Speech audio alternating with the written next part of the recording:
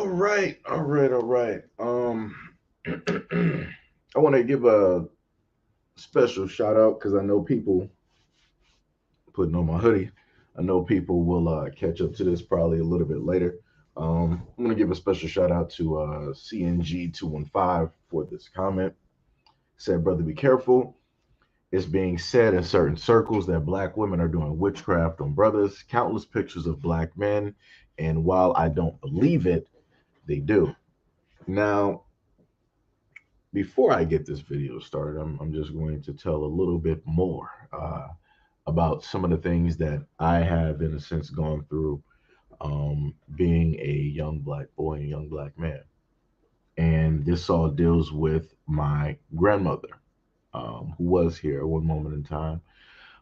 She is from, was from, down south. And she would always tell me stories when I was younger, about how women from like down south in different areas, how they were into, sorcery, witchcraft, different things of those means, and how it is that they would use that in order to do certain things to the men that they were with, or the men that they wanted, such as that they would do certain things to men that were just sleeping with them. Like if the woman was really infatuated with the guy and they wanted that guy to really be with them, but he didn't want to be with them, they would do certain things in order to make his life a little bit hectic, and different things of that nature, right? Being vindictive, using, um, in a sense, the understanding or the power that they have, um, in order to cause chaos in somebody else's life for selfish gain. And she also stated how, you would have men that might do other things, that they might mistreat the woman, and those women might enact, something directly on those guys, right? And throughout my years, and again, this is not me trying to preach or trying to, tell people to believe in something that they don't necessarily believe in. It is what it is. This is just me, just talking. So when I was younger, I would always see my grandmother, talking to herself. Whenever it would be around night and there was like a full moon or different things of that nature, she would go to the bathroom window where the moon was facing, and you would see her there in the darkness. She would just be mumbling. She would just be, there talking. Every now and again, she would walk through the house, and you would yet again hear her or see her talking. My mom has actually caught my grandmother quite a few times when I was there living there. Um, I would be asleep, and she would either stand over me and she would just be watching me saying some stuff, or she would be on the top step looking at me sleep, and she would be mumbling and saying some stuff yet again. And she stopped her from doing that, and called, her out. And later on in my life, while still, being there, I would look for, jobs, different things, put in, applications, and so on and so on and so on. And I will call and get no call backs, nothing in return.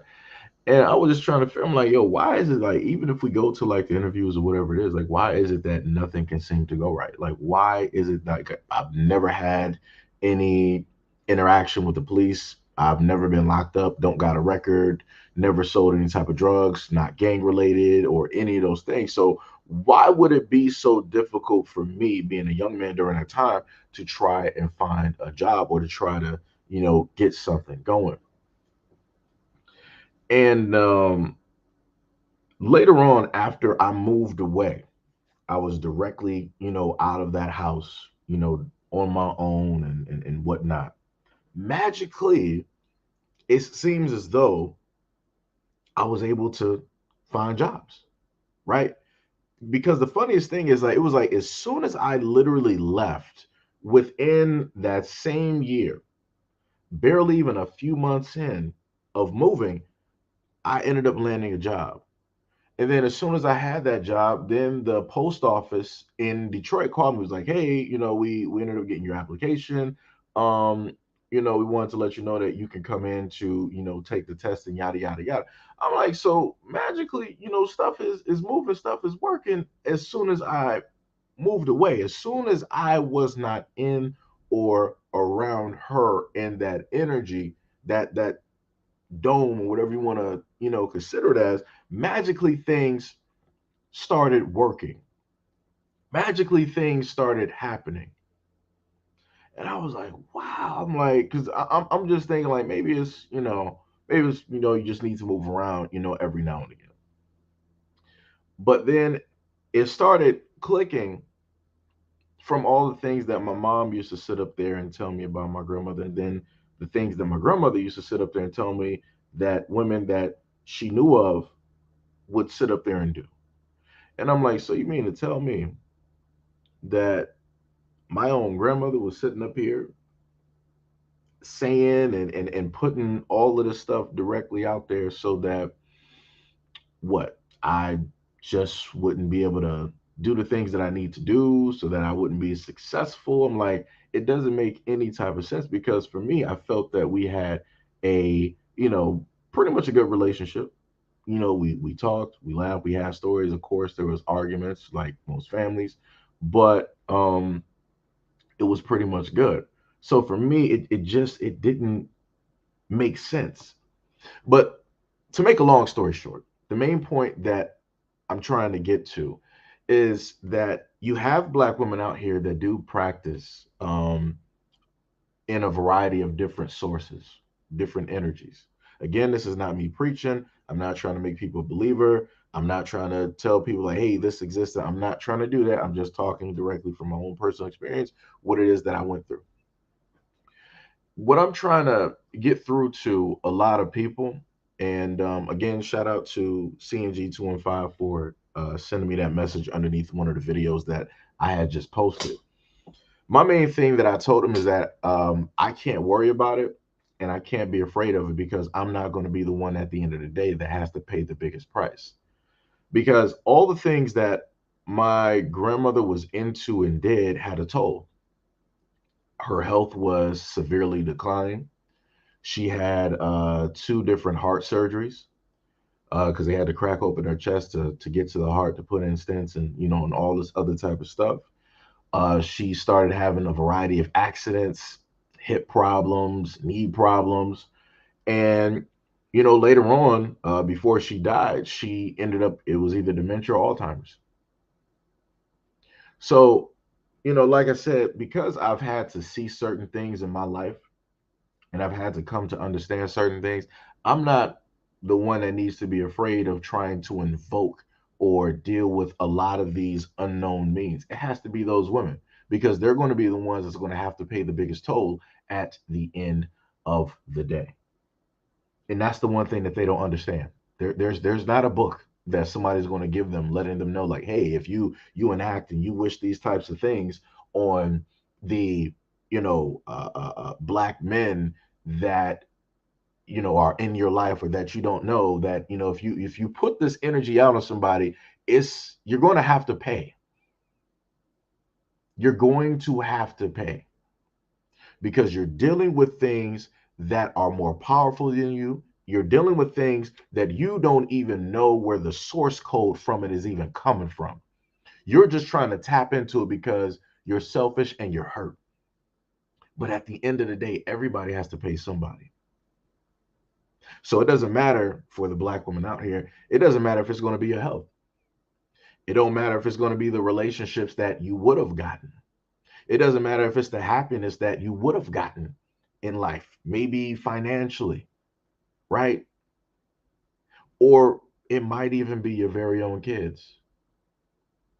Because whenever the main thing that has always been stated when it comes to a lot of things is that whenever you go to seek great power, there is a greater sacrifice that has to or that needs to be made. And there is no specific time that this has to be made. It can be instantly, it can be in the middle, or it can be later on in life. You just never know. So, yet again, a lot of these black women out here are going to understand and find out how great of a toll that is. But I'm going to play um, a few of these clips to, in a sense, make the point, right? And it was just on and on until your bitch ass is made it to international news. Now all the foreign countries are going to warn their women to stay the fuck away from y'all. Y'all are so busy trying to inform and hurt black women, letting us know what y'all plans are to go find foreign women. That's what this is all about, trying to hurt the black woman. And truth be told, black women don't give a fuck. We really wish y'all would leave us out of y'all shit. Leave us out of y'all business. Leave us out of y'all mess, y'all draw. We don't give a fuck. I promise you we don't. This is total narcissistic behavior. And you know, narcissists are excellent at self-sabotaging. It's amazing now. The whole world is watching the black man self-sabotage. And the whole world is finally siding with black women because they're fed up of y'all shit. So fuck around and find out your ass gonna be in a ditch in another country. Shut. So, number one, you heard the complaint of a black woman stating that black women don't care, but yet she cared enough to make a video. And at the last part, stating that, hey, black man, you're just going to fuck around and find out you're going to be in a ditch somewhere. Um, Again, you have groups of women, these are usually older women, who are making videos about usually guys who are older, who are going out here and they're making videos about them going, overseas and yada, yada, yada. And her general sense of the whole thing is that, oh, y'all just going over here just to mess around with other men's women and all this other type of stuff and yada. But you can clearly hear in her voice that these are men that she don't even care about. So the fact to make a video specifically about them makes no sense. You're making a video about men that don't even care about you. And I'm talking about specifically when it comes to a few of the black men out here that are literally making videos talking about traveling, and then they mention black women in a negative way. I'm specifically talking about them because versus those videos, the rest of them are saying modern women. They're saying American women, which is a generalization, which means all women that are on this continent, right? That are on the face of this landmass here, that are Americanized, that are modernized, that tend to want to believe certain things. They want their independence. They believe in the feminist movement and all this other type of stuff, right? They want to be married, but they don't want to be a wife. They want a man in their life, but yet they say that they can protect themselves and no man can lead them and all this other type of good stuff, right? Like I said, a lot of these women, they make these videos and they jump on a bandwagon because they see other black women making money. And then on top of that, they have a certain type of hatred due to the fact, by proximity, because of the fact that they've dated black men who, in a sense, did not want them. They selectively picked the wrong black man continuously, continuously, continuously, and they ended up in broken relationships or a broken marriage or whatever it is. So now they're up here with the other group of older black women that want to start talking, all of this stuff about those black men, right? So now this clip right here, this was one of the main reasons that I stated what I stated to you guys earlier on in the video. Pay close attention and listen.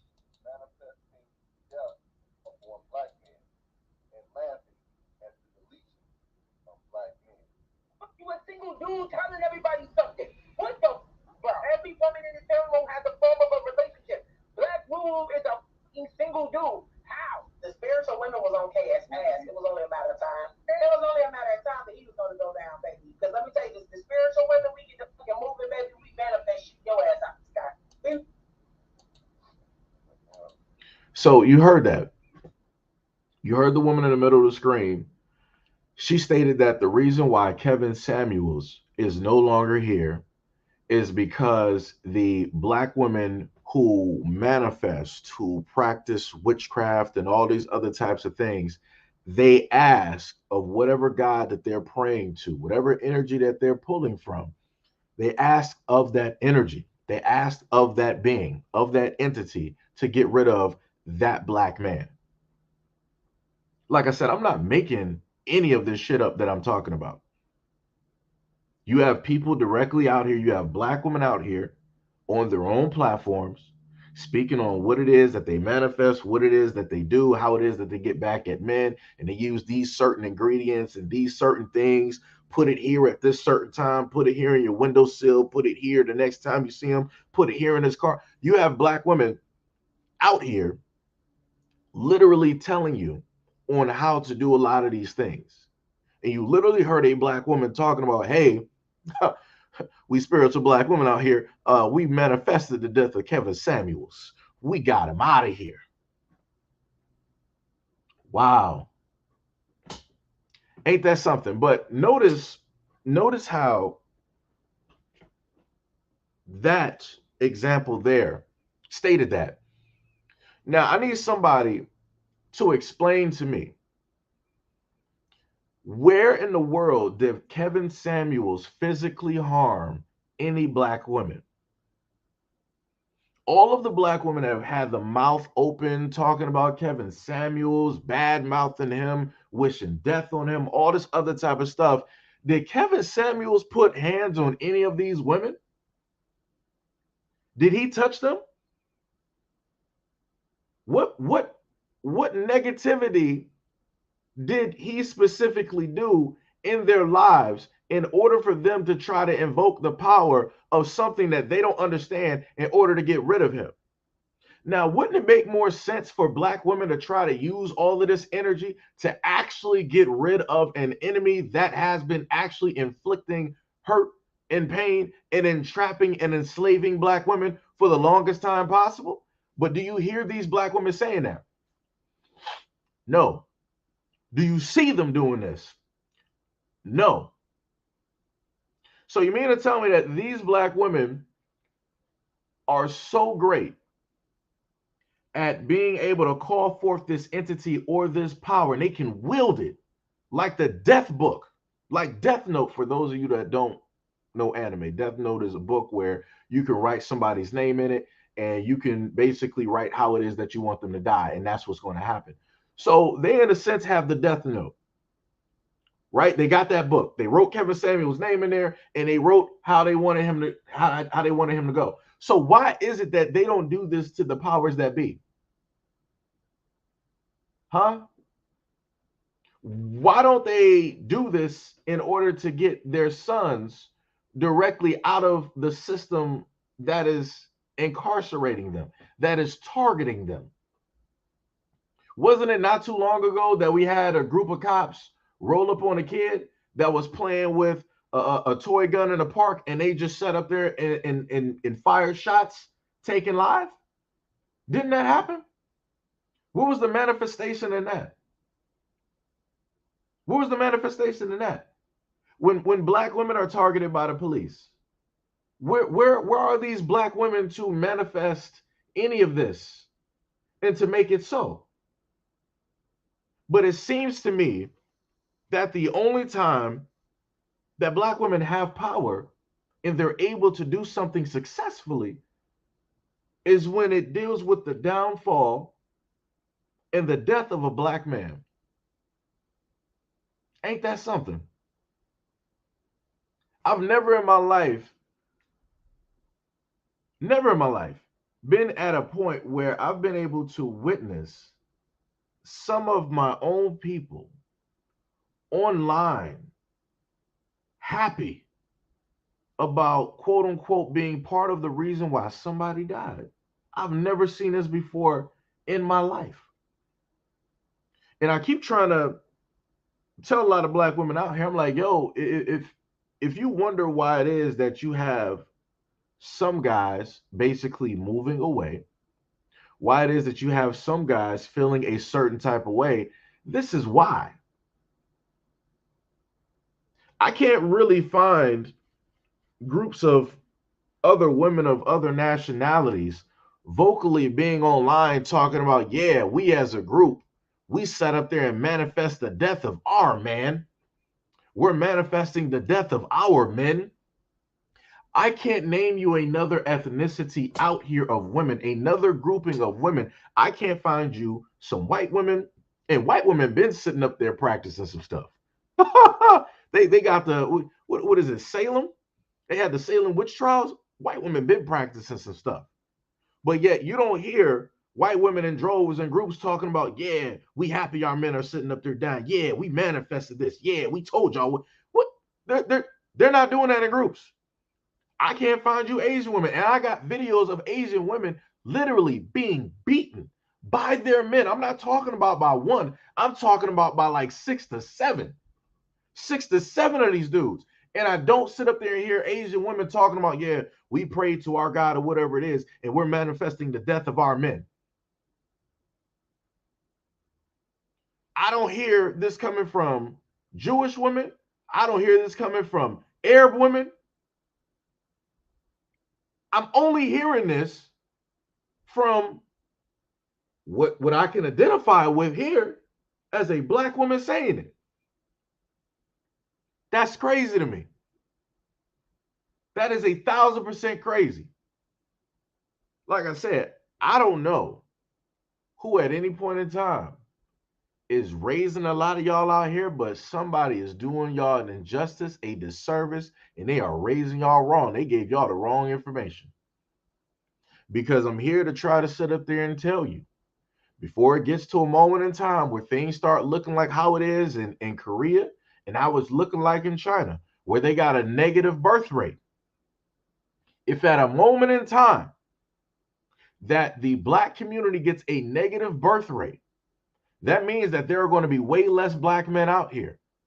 And there are going to be way more black women out here. You think Atlanta is something? That's going to be the reflection of the black community. You're going to have way more women out here than men. You have a lot of black women out here with platforms talking about, oh, yeah, we need to get rid of the black men out here so that we can be free and we can do everything that we want to sit up there and do. And we don't have to be oppressed and all this. Let me let you know something.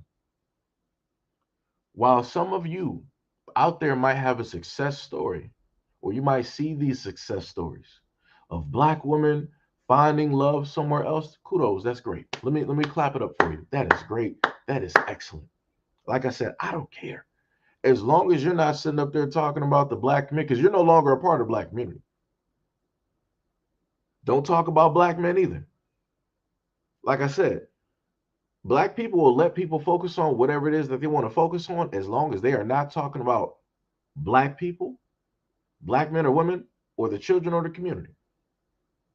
So that means at any point in time, since you are happily and all this other type of stuff, you're doing your focus. Now, for the other women out there, that are in these relationships and they don't know how to focus, they don't know how to shut up and keep their mouth closed, let me let you know something. The expectation, since you want to talk so broadly and you want to, in a sense, parade your relationship and you want to try to be like, oh, this is my king here, not these black men here. Since you want to do that, just also note that that guy is going to be and is supposed to be the one to protect you from all forces, both internal and domestic, which means that he's supposed to also protect you from his own family, from his own community, and also the system. That also means that since you're with that man, that those men of that community are supposed to do the same thing for you as well.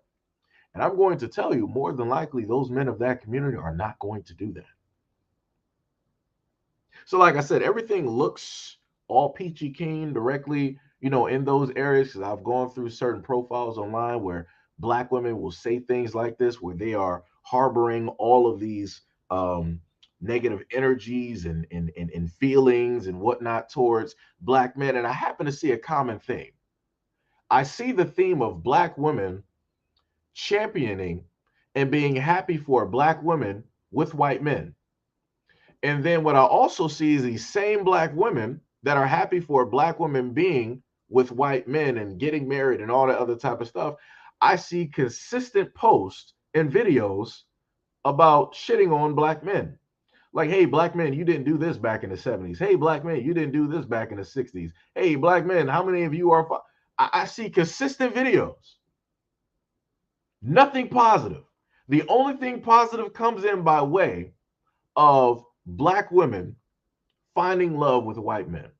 And I'm like, ain't that about something? So you mean to tell me that you can't find nothing positive in or around black men at all? Like there are no positive, good type of black men at all. So what I'm thinking is that I'm seeing a whole bunch of black women who have been hurt in some way, fashion, or form because of the relationship that they've been in with black men or the lack thereof of a black positive male role model directly in their lives. And they decided to basically make a platform once they got old enough and had a few experiences. And now they want to, in general, just talk about black men. And the main thing that I want a lot of black women to also understand is that these black women aren't just talking about black men of the age of where they're at. So they could be 30, 40, 50, or 60. They're not just talking about them, they're also talking about your sons. So when you look at this video, and I'm trying to let you guys know that, hey, you got black women out here manifesting the death of black men or a man, they're also wishing that same death on your sons. They're wishing that on your brothers, your uncles, your grandfathers, your fathers. They're wishing that on all of them. And it's like, y'all don't even understand it. Y'all don't even understand it. You literally have black women who are amongst you that really ain't even for you. Because I'm going to tell you this. If these black women are successful, let's say that these black women are successful in pretty much eradicating by wishing or going to whatever deity or working with whatever energies that they got. Let's say that they are successful in getting, black men out of the picture, right? The black male population is pretty much down to 100, right? So how many of those black women who used all of that energy, how many of those black women are going to now protect black women from other men directly out here? Did anybody ever think about that? Right? Because these women always say that black men are the worst of the worst. They are main enemies and all these, we need to get rid of them and da da da da. Right? So what happens at the point in time, like I said, the negative birth rate, right? What happens at the point in time where there are no more black boys being born? Who is going to protect black women at that point? Who are going to protect these young black girls from these other young boys out here? Who? Because it ain't going to be the women that manifested all of this death and all of this stuff on black men and black boys. It ain't going to be them. Are they going to sit up there and replace the role of a man? Are they going to be the protector of your household and a protector of your kids? Nah, they not. So like I said before, it's funny how people have these plans and they enact these plans and they don't think about anything else. This is why I stated earlier that this is for selfish means and selfish gain. Because you have a lot of these women that are hurt and they don't, quote unquote, want to see another black woman hurt. But behind all of that, they don't want to see another black woman happy or potentially happy. They don't want that potentiality. They're like, oh, well, if I was hurt and this is what I got to carry around, well, every other black woman about to carry this around too. If I couldn't find happiness, she not going to find happiness nowhere. And I'm going to make sure of it. So yet again, they'll make these platforms and they decide that they want to go around and start talking about black men. They want to start generalizing. They want to start feeding all of this negative hatred and this energy into other black women. Like I said, I told a lot of y'all parents out here that y'all need to be very mindful of what it is that you allow your kids to watch. So you got a lot of black women out here that got daughters, and your daughters are on TikTok. They're on a lot of these social media sites. Do you know what they're sitting up there listening to? Do you know what they're sitting up there watching? Do you know what they're talking about? I showcased the video to y'all before where I had the audio of a girl who never had a relationship with a black man at all, but yes, she hated black men. How? How? How is it? This is how dangerous this is. How is it that a young black woman who has never had an interaction, by her own words, she was like, yo, I never had a relationship or interaction with black men, but I hate them and I don't want to be around them. How? How can you hate something that you've never had an interaction with? That's like me disliking a food or hating a food that I've never even tried or eaten in my life. I'm just going off an assumption. And you have these women, these older black women out here giving this jacked up training manual to these young girls out here, forcing them away from young black men because they're hurt, they're unhappy. They reach the end of the road and they know that chances are very great that they're not going to find a man that they are looking for that can suit them. So therefore, they're going to damn every other young black woman out here to the exact same road that they are on early. That's craziness. That is 1,000% craziness. And like I said, black women, y'all allowing this to happen. You're letting your daughter sit up there and regurgitate and take in all of this negative indoctrination against black men. And you wonder why it is that you see younger black girls and younger black women out here now trying to run their mouths about young black men and young black boys out here. How you ain't even really lived life. How do you even have the voice or the energy to say anything? You don't. You ain't even lived. I could have sworn when I was growing up, when I sat up there and said that I was stressed out and I was complaining, parents would look at me as like, yo, what are you stressed out about? What are you complaining about? You ain't even really lived life. You're still a child. You still got a full life ahead of you. There's nothing for you to be stressed out or complain about. And now I'm in a society where it's like, yo, this is completely fine and dandy. You can have these young girls out here talking about, oh, they stressed, oh, black men this, oh, black. How? How? You ain't been here long enough. And firstly, I want to say this. If you sat up there and been like going through 20 different like black guys, that's a whole nother problem. That's a whole nother issue. Because some of these girls out here that do be complaining and they be running their mouth, they'll sit up there and list their body count. They'll be like, yo, I done had like 20, 30, or 40 relationships and I'm only like 25. How? How do you got more? How was your relationship numbers higher than your age? That don't even make sense. That literally, let me tell you something. If I was to put that into a job perspective, if you bring a person, right? I'm a CEO, right? And I'm supposed to look over these resumes. And I see somebody, they were at 2 jobs, you know, for some decades, right? Let's say like the 2 jobs, they were there like 10 years each. That's technically pretty good because that's showing that the person is dedicated. That's showing that the person can work through a lot of things. That shows that that person is committed. If I get another resume from a person and they're like, yeah, I've been to like 30 or 40 jobs, that's a red flag.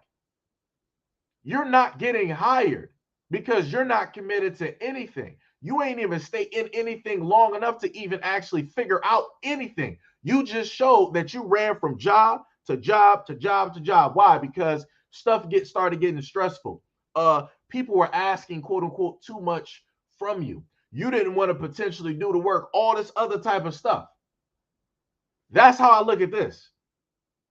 If you got these young girls out here and they're talking about they didn't have like 30 or 40, you know, different relationships, oh, that's a red flag.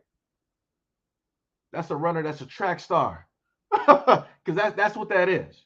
And again, that's coming back to the women. I keep stating this time and time again.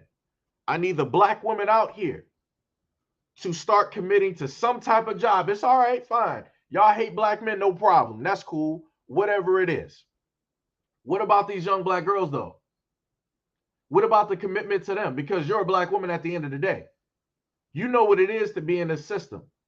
You know what it is to be looked at in a negative light by these men out here. You know what it's like to be targeted. You know what these predators out here will do. Why aren't you handing over the guidebook, the survival guidebook, and teaching them how to survive out here versus how to hate? Because if all I'm seeing is black women out here teaching these black girls on how to hate, I know y'all can't survive. You don't know what survival is. You don't. It's a lot easier to sit up there and teach somebody how to hate versus teaching somebody how to build and how to survive. And that's obviously a lot of skills that y'all don't got. This is why y'all got the platforms that y'all got right now, talking about black men this, black men that, black men with a baseball cap. That's why y'all got these platforms.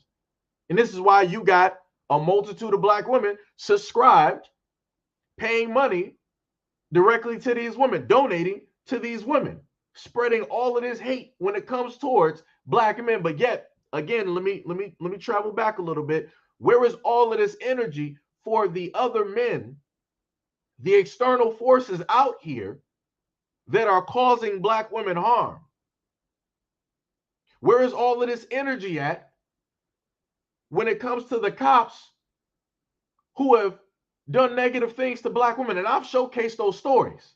I've showcased stories how black women have been accosted, lost their lives, how they've been raped while being in police custody.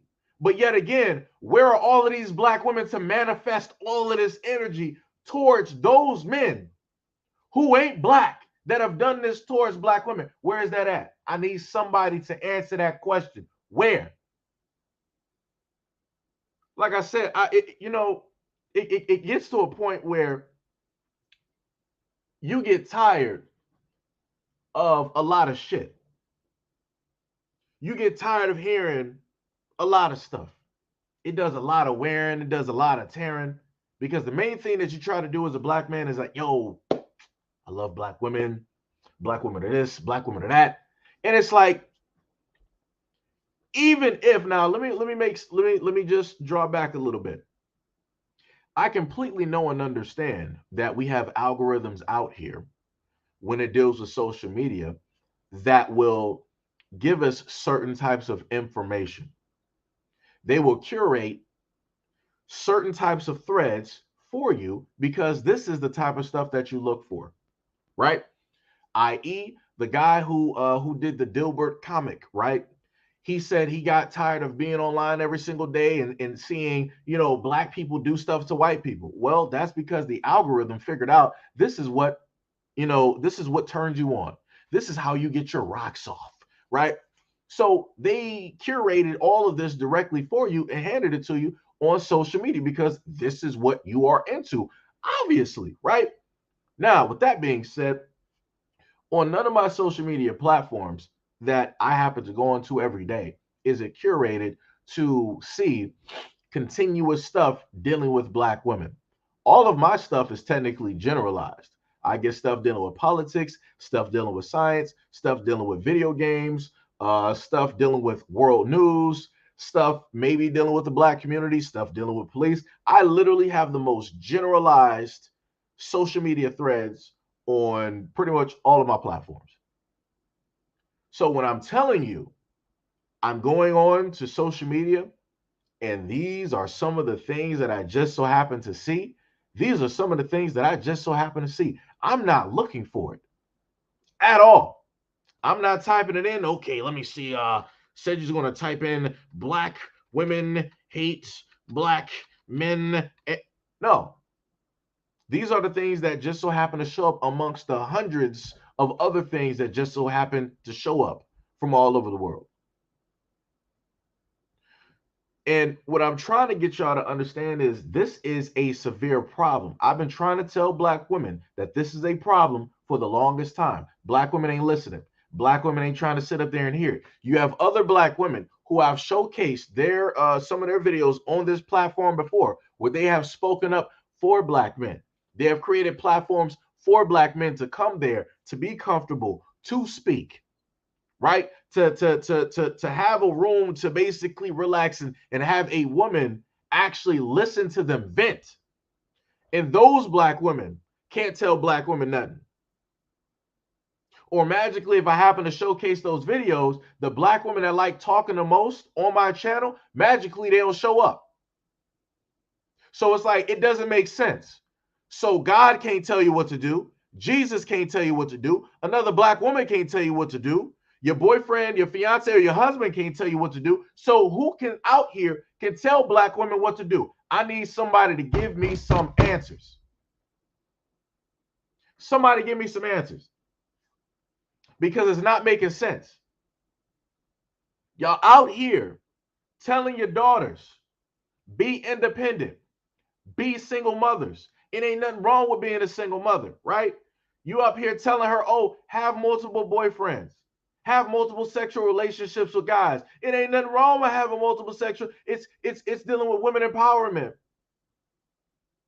It's dealing with taking back your sexuality. It's dealing with not allowing men to have that type of power over you, regaining your power and your strength. So then you wonder why it is that these girls can't commit to a man when he decides to propose to her. You wonder why it is that these girls can't commit to a marriage after this dude proposed to her and already set up there and had kids with her. This dude has already planned out, made a life with her. She up here, oh, let me see Tyrone and Dre on the side real quick. It don't matter. He ain't gonna know. And then you get pregnant by one of them two, and then you try to pin the kid on a husband. And then 18 years later, that man find out that that kid ain't even his. And you still don't care. So again, I'm trying to figure out if God, Jesus, other black women, and the black men that black women are with, if they can't tell these women anything, who can? Because obviously black women can't lead themselves. And I don't see other races of men trying to really fight and get away over here to sit up there and try to lead black women. Show me where. Because there's a lot of divestors out here that be really talking about, oh yeah, these other men from all these other races, they really want us, they really love us. Well, I'm just saying, statistically speaking, when I look out here, I should be seeing every single black woman out here married to a man of a different race. There's billions of Chinese dudes over there in China. They should be flying over here in an influx to marry up every single black woman. There are tons of African men. They should be flying over here in influx to sit up there and marry all up. There's tons of Australian dudes, guys over there in the European nations, guys over there in Russia. All of these dudes should be flying here, and all black women should be wifed up, living happily ever after. But that's not the case. So who's lying here? Who's fabricating these details here? Because it ain't me. I'm looking at what I'm looking at every single day. It don't matter if it's real life or social media. All these women that be talking all this type of slick shit about black men, I don't see no rings on them. I don't see them living happily ever after. But yet you got your mouth open talking about black men. That's crazy to me. And yet again, let me backtrack this to the black women out here. If you got sons, if you got black men in your lives that you love, that you cherish the most, understand that these same black women are wishing death on all of them. They don't care nothing about a good black man at all because they can't spot one. They don't have the ability to do so. They're blind in that sense.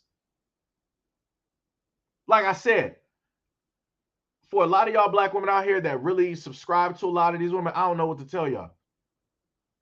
I can't apologize for you being hurt. I'm done apologizing for shit that I didn't even sit up there and cause.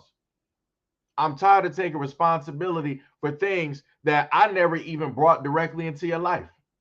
So I can't even do that. I'm all out of that shit. I done did that for years in a multitude of videos, and it got me motherfucking nowhere.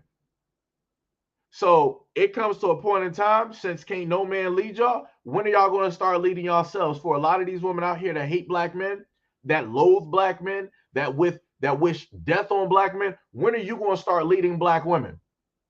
And I'm talking about leading them in a positive light, not leading them towards hate, not leading them towards jealousy and envy and killing each other. When are you going to start leading these black women towards the godhood that they're supposed to be at? I'm waiting on that. I'm not talking about variables. I'm talking about in a group. If you got groups of black women that can sit there, use all of their energy, right? All of this godly power that they got to just wish death on a black man or black men? When are they going to use that godly power in order to uplift and put black women where they're supposed to be at, right? When is that going to happen? Because I'm waiting. I ain't seeing nothing. But I'm seeing all of this hate. I'm seeing all of this bullshit online. But yet I got black women always coming here underneath my comment section wanting to start shit with me because I'm highlighting the fucking truth. And I'm using the actual audio, I'm using the video, giving you proof of what it is to substantiate my claims. And then I'm getting deflection. I'm getting black men this, black men that. But yet, when I showcase videos of black women shooting and killing each other, oh, I get silence. I thought we was talking about the black femicide rate at one point in time. I thought black men were to blame for that. So who's to blame for black women shooting and killing other black women? Who's to blame for black women robbing other black women? Who's to blame for black women setting up other black women to get beat up or harmed or maimed? Who's to blame for that? Are we going to overlook that, or are we not going to pay attention to it because it's not a black man doing it? Like I said, like, y'all funny. Y'all funny. Everything y'all do is real funny. Y'all say so much that y'all care about black women, but when a moment in times that you should be caring and something needs to take place, y'all need to sit up there and quote unquote do marches or whatever it is. Magically, I ain't showing up. I literally gave y'all a video where a black woman was in an Uber with several people. She got into a small little scuffle with another woman in the back seat. The black woman pulled out a gun and shot her dead. I didn't see no black women putting up hashtags online. I didn't see black women talking about the femicide rate and black women getting killed every single day. I didn't see black women talk about remember this woman. The woman who got shot and killed is a mother of 3. Mother of 3. Where the black women had to sit up there and care for that mother, to care for those kids, to give prayers and condolences to that family? Nowhere. Oh, you know why? Because a black man ain't do it. Crazy, ain't it? But black women care about black women's lives. Where and when? Let me know. Show me this in droves. I'm looking for groups. I'm not looking for variables. Show me this in droves. Because you're not. The only time black women care about another black woman is if a black man has something negative to do with it. I done showed y'all a multitude of stories where black women have been maimed, harmed, or killed by way of another man that ain't black. I don't see black women talking about hashtag this, t-shirt that, let's march this, Black Lives Matter. I don't see none of that. But the only time that y'all want to roll up is when you get a whiff or you technically sense, oh, I think a black man did something. Let me do my due diligence in my research. I think her black son did this. I think her black father did this. I think her black husband did this. I think a black man in the community did this. Now y'all want to be the motherfucking greatest detectives in the world to find out some goddamn information. But where the fuck are y'all detectives at when it's people of other nationalities and ethnicities taking the life of black women? Y'all ain't nowhere to be found. But y'all say that y'all care about black women. Where?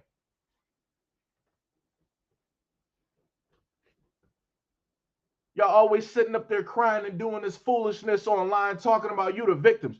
You got real victims actually out here. But y'all ain't trying to champion for them. Y'all been said, oh, we drop our capes. We're gonna stop. We put down our capes and and marching and protesting for black men. Yes, sisters, right? So why don't y'all remake those capes and start marching and protesting in the names of those black women that are losing their lives to other men out here? When y'all gonna do that? Oh, I forgot, y'all not. Because those are the men that y'all want. You don't want to mess up your prospects. Because they figure that if I talk about this group of men, that means that I might not be able to get in good with them and have my happy ever after. Ain't that fucked up? That goes back to what I said earlier about the negative energies and all that other type of shit and black women wishing death and shit and using that for selfish means. That's the same exact shit here. That's the selfishness within a lot of black women who are amongst black women. They're like, I could protest, I could speak out, but what if my potential suitor is one of them? What if he sees my Twitter? What if he sees my IG? What if he sees my YouTube? What if he sees my TikTok? What if he sees my Patreon? What if he does his research and sees that, yes, I am a black woman and I do speak out for black women, but this one video, I spoke out against somebody that looks like him. What will he then think of me? Will he then still want to be with me? That's what a lot of those black women do. And that's how it is that they decide that, hey, I'm not going to speak for this woman. I'll speak for her in silence. I'll speak for her in a dark room. I might sit up there, light a candle for her, but I'm not going to say anything publicly because I'm not going to let her situation mess up my situation. But you're always talking about a sisterhood in black women, amongst and with black women. Y'all be talking about that though, right? How y'all love and you guys have such endearing things to say. You're so supportive of your sisters, but yet you're not supportive when they die though, right? By the hands of somebody else that ain't black. Ain't that a bitch? Ain't that something? So let me just roll this to the next clip here. Right there, talking about manifesting to killing a black dude.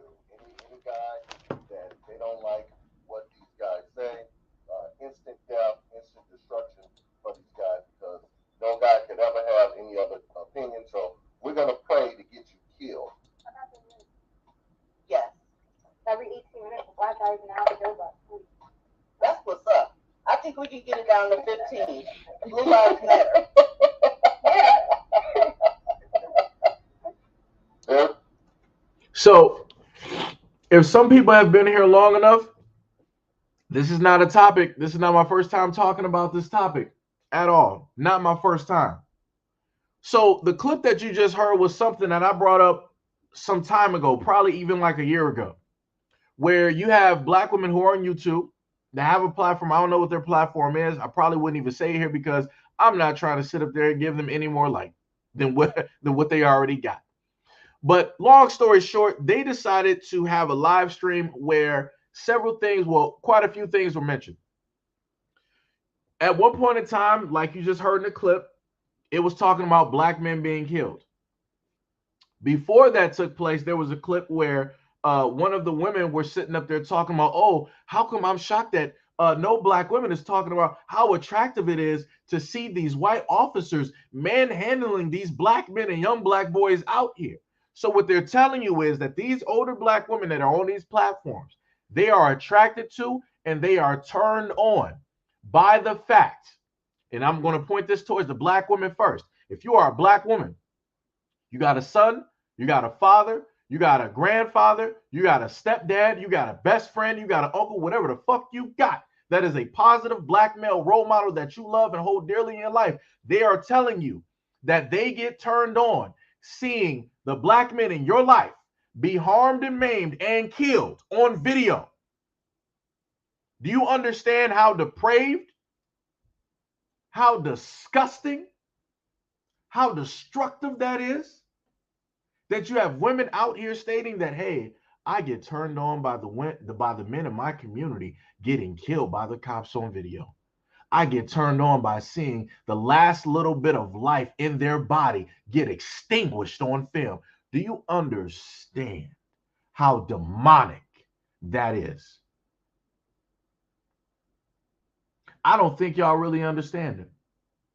So then in the clip that he just played, a young woman sat up there and stated, hey, they said statistically every such and such amount of time, a black man is basically killed. The older black woman who runs the platform, she was like, oh, really? That's great. I think we need to raise that higher. Blue lives matter. Those are black women. That's not white women. That's not Asian women. That's not Filipino women. That's not Japanese. That's not any other women out here on this planet. That's black women in America saying that. That's black women in America doing that. That's black women in America talking like that. Show me a group of other women of other ethnicities doing this exact same thing to their men. You won't. Because no matter what disagreement women of other nationalities get into when it comes to their men, they're still by the side of that man. No matter what white men have set up there and done and said against white women, who are white women still for and with?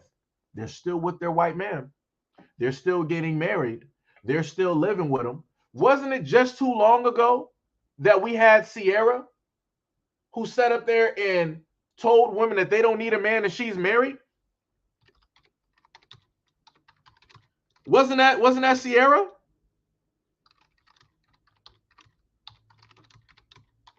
Let me see if I can find that real quick.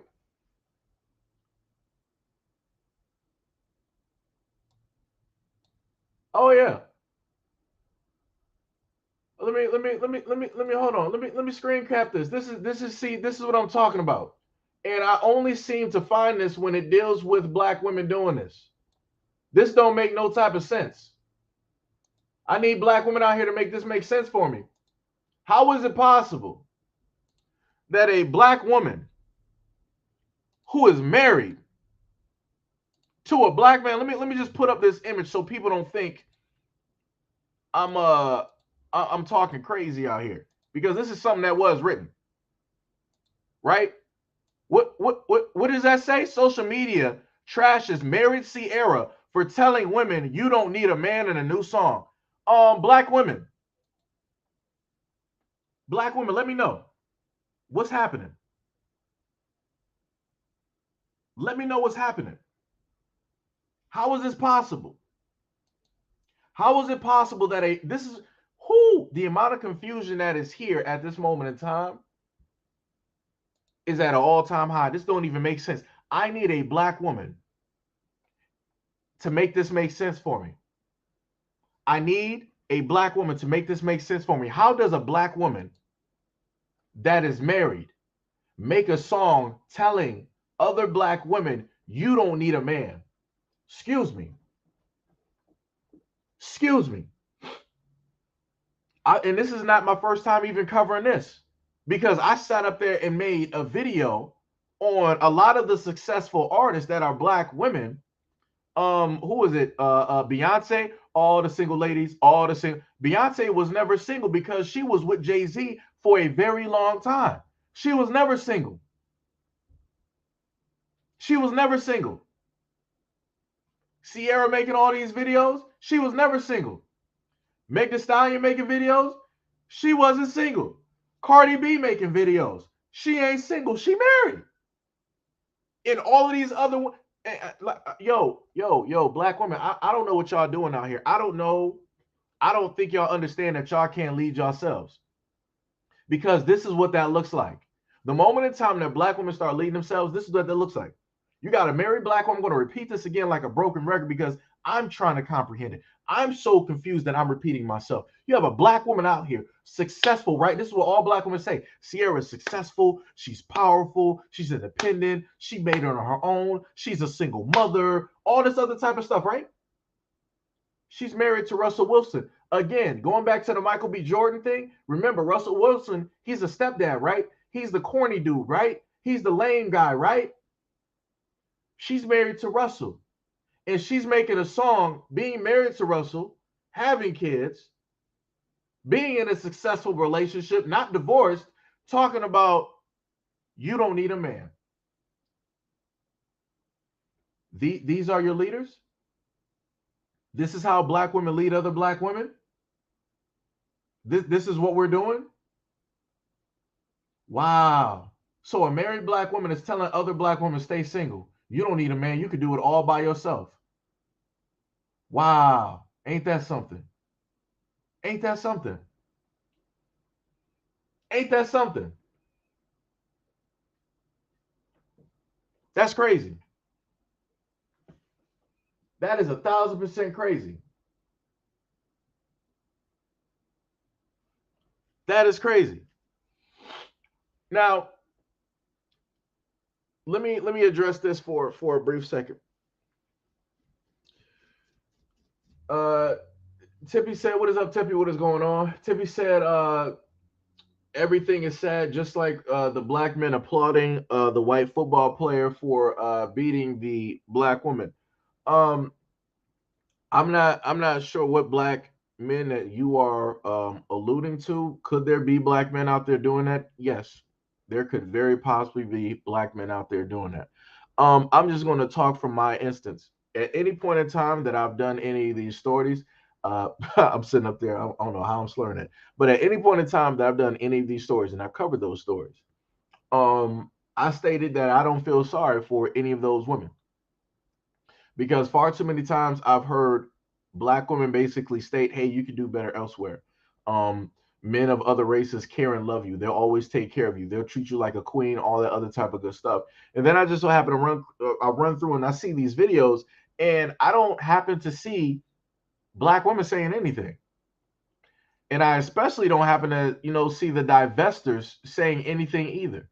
I don't see them trying to champion for that woman. I don't see them trying to start a GoFundMe. I don't see them making multitudes of videos talking about the potential hidden dangers and all this other stuff. I don't see them doing that.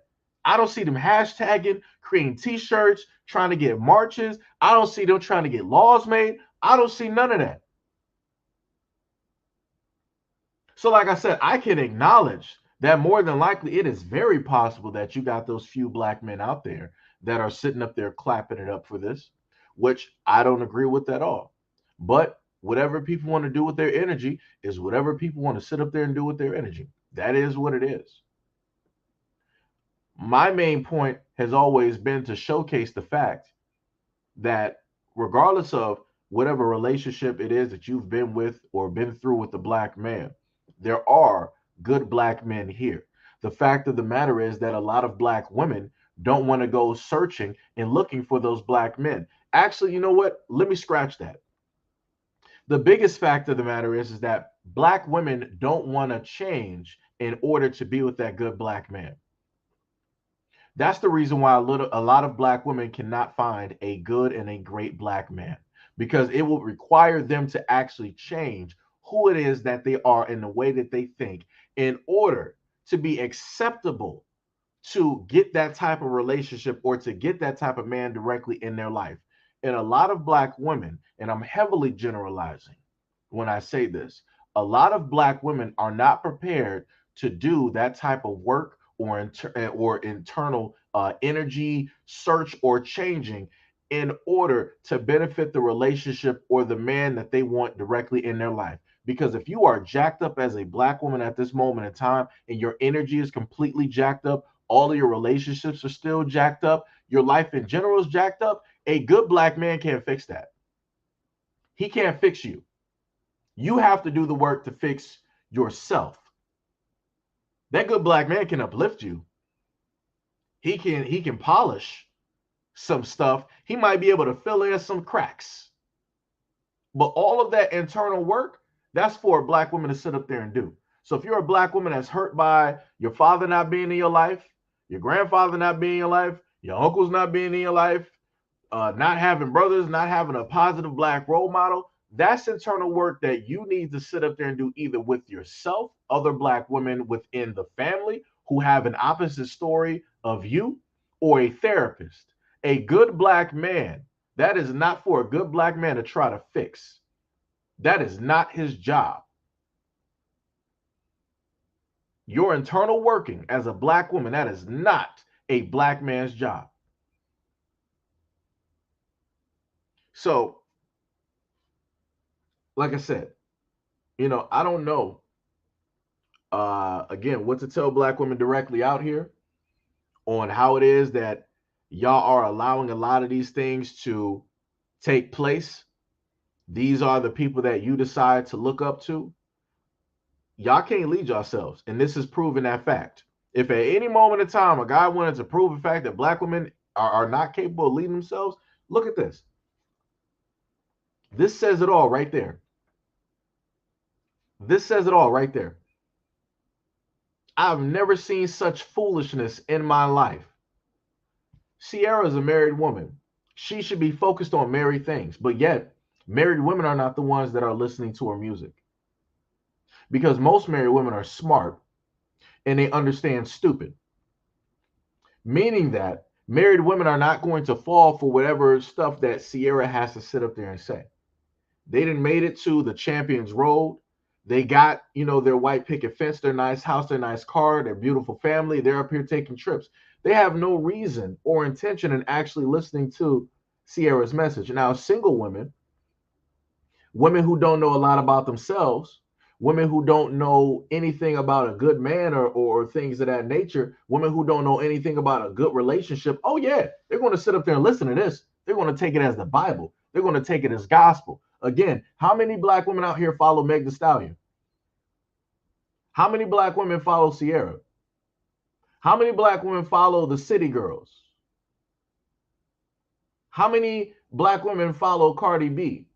All of those women are in relationships with men, if not married.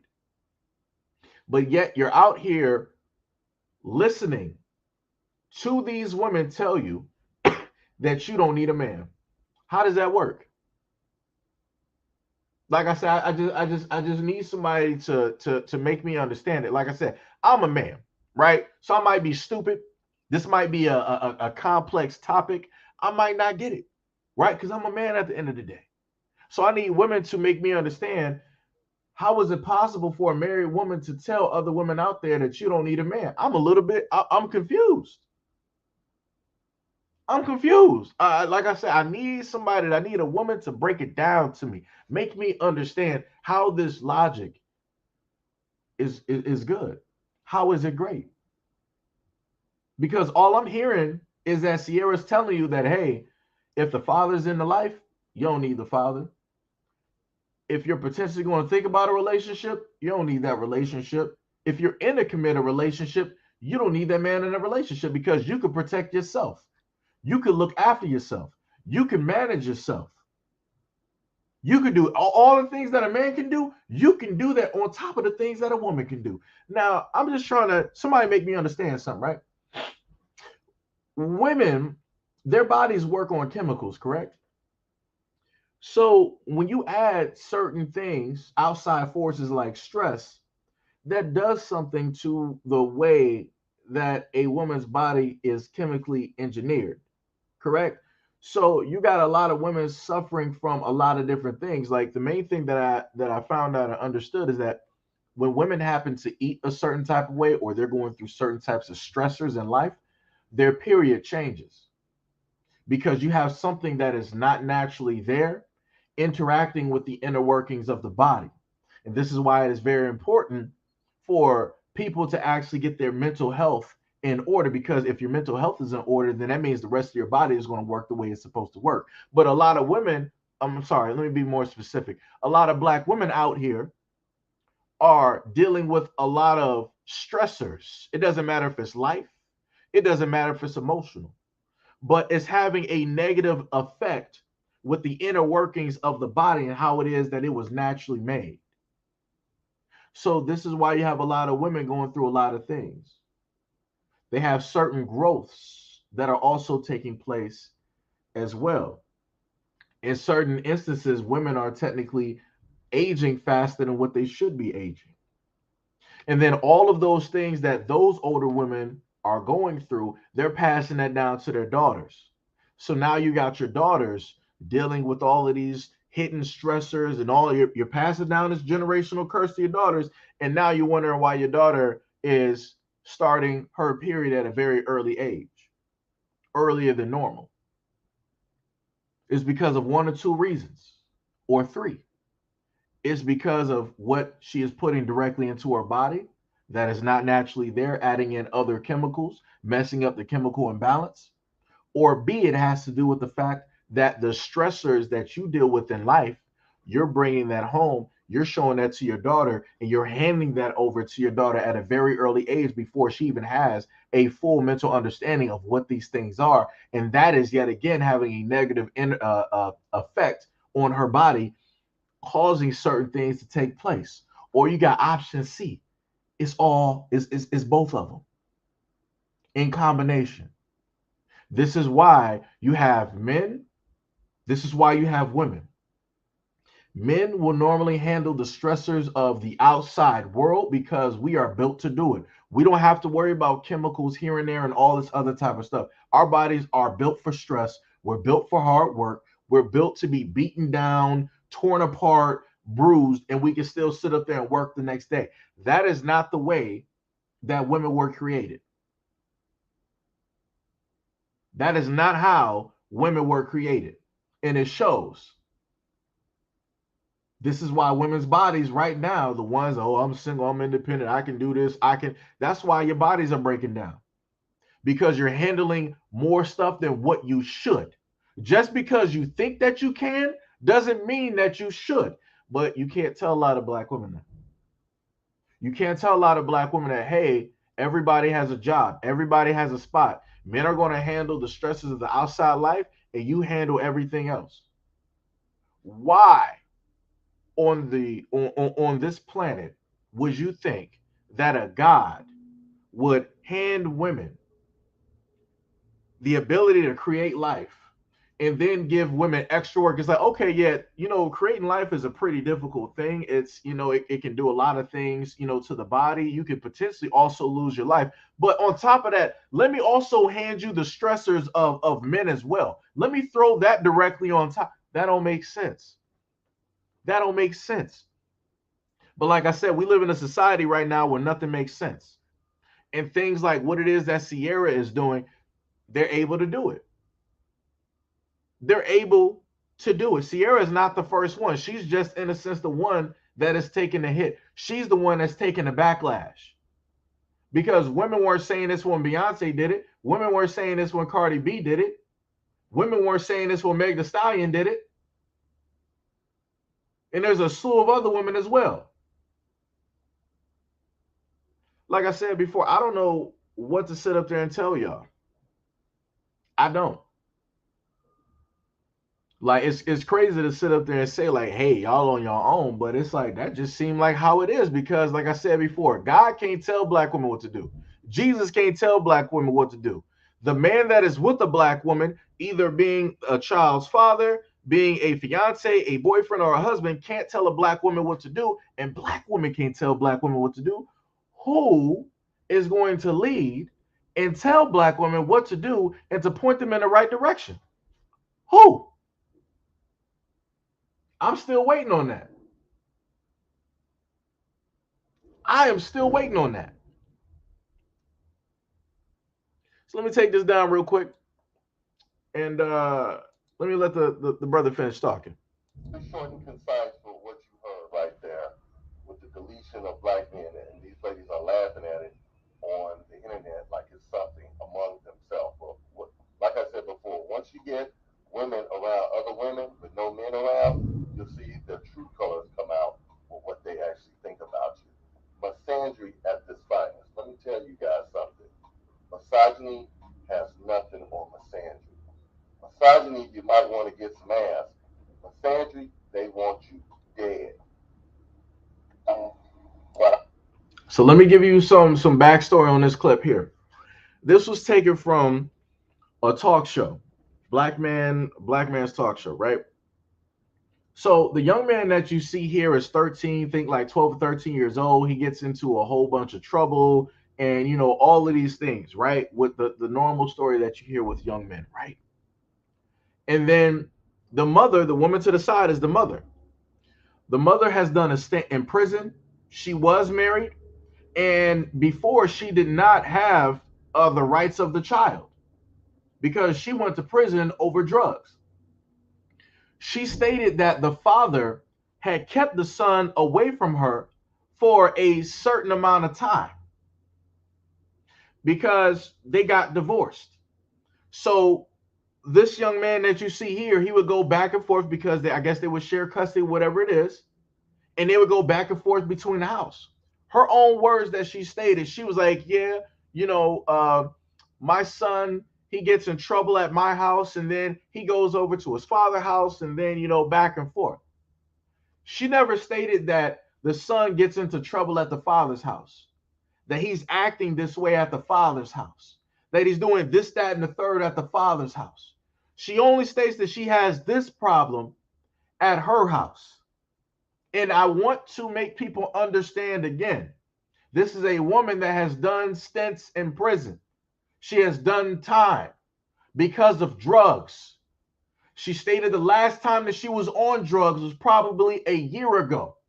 Her daughter that was on the show, that is she's the oldest, the eldest daughter, right? She is the sister of this young man. She stated that she feels that her mother is still using due to the fact of the way that her appearance is. So this is adding on to what I stated to you guys earlier about black women manifesting and wishing death on black men. Listen to what this young man has to sit up there and say about what his mother said. Let me just restart this real quick. But I didn't see, she'll start talking, like, start saying, she'll start getting mad, talking, like, start yelling.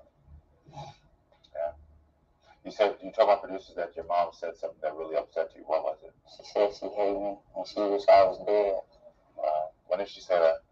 In December. So recently. So let me repeat that one more time for the people in the back that don't understand what this is. This is a black woman who is a mother who has done at present everything that is going on in her life is because of her. This young black man has his father in his life. He goes over to the father's house. He knows the father. The father interacts with him. The mother is the one that was married to the father, and the father divorced her because of drugs. She did a prison stint. She is more than likely still a drug addict at this moment in time. This is what she said up there and stated to her black son. You said, you told my producers that your mom said something that really upset you. What was it? She said she hated me and she wished I was dead. When did she say that? In December. So recently. I'm sorry she said that. It's okay. What did that make you feel like when your mom said that? It didn't make me feel like nothing. So listen to that. The black mother, from the words of that 13-year-old, he sat up there and stated that my mom sat up there and told me that she wished that I was dead. Do you understand? There's a, and I'm trying to make women understand this. There's a difference in between when men speak to kids versus when women speak. When a mother speaks to a child in that way, it cuts atoms. Because that's the way that women were built. Men were built to just, do harm on a surface level. Right? Women have the innate God-given ability to affect a man on an atomic level. When I look at, and this is the image that you're seeing here, this is the face that he had when he was explaining this.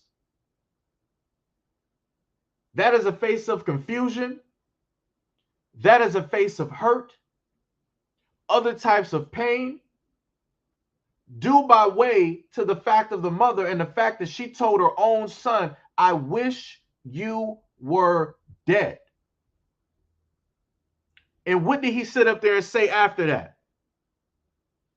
The guy asked him, he was like, how does that make you feel? That makes me feel worthless. Like I said, women don't understand these things. Women don't understand how it is that they can impact and hurt their kids. Even when she appeared on a talk show and they asked her, do you think as a mother that you had any negative effects on your son? She gave like a 50-50 answer. She couldn't even take full-fledged responsibility.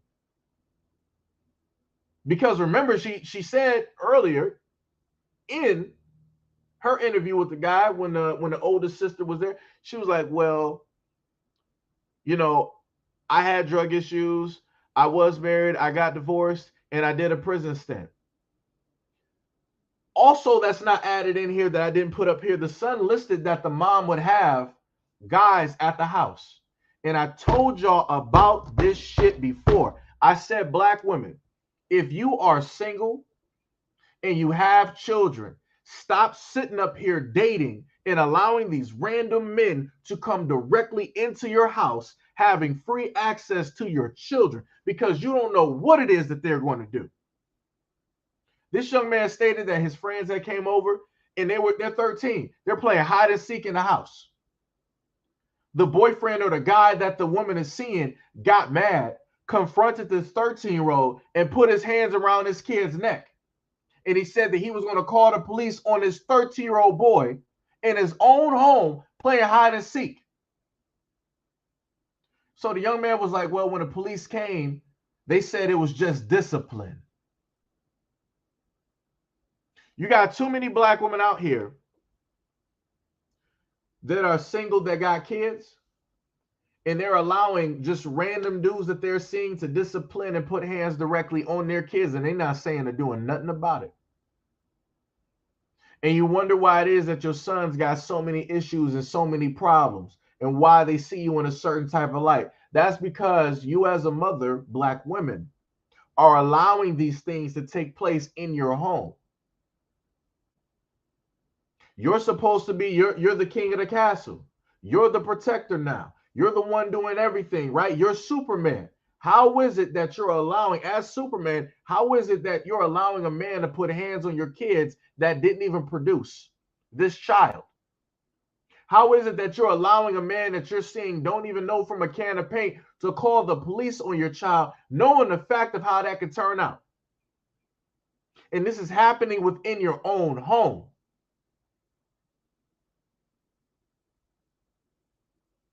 Like I said, I don't know what to sit up there and tell y'all.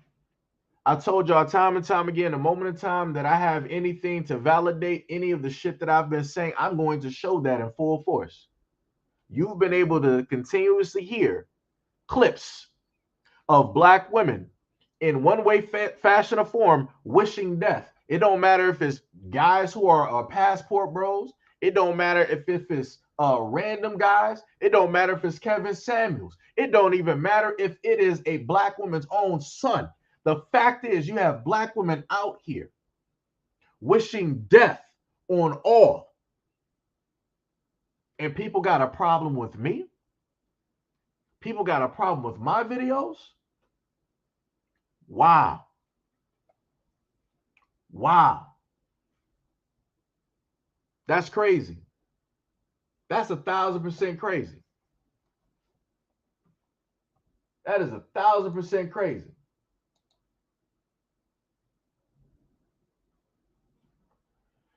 Like I said, it's funny every now and again, whenever it is that I'm talking about something so serious, YouTube will allow these sex bots to come directly into the live stream and start dropping links. But yet YouTube states that they're trying to do their best to protect children and to protect people and all this other type of stuff. Again, YouTube allows bots directly on the platform to do this and to target channels. But hey, Ms. Durant, what is up? What is up? What is up? Somebody said, what's the name of the brother that was talking? What was his platform? What was it? It was I think I might still have it somewhere. I'm gonna see if I could potentially get this real quick. I might just have to go back to my history.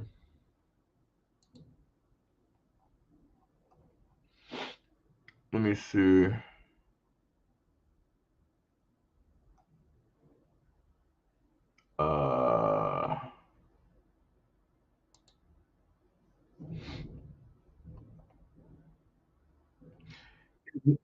His name is Escape Tricks. Like basically Escape the Matrix, but it's like how did he spell? I'm trying to find it.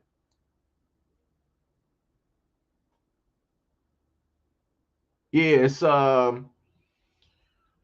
ESCAPETRIX. Escape Tricks. He's on TikTok. But like I said before, this is matter of fact. Let me just replay this one more time. Let me just replay this one more time. Get my point across.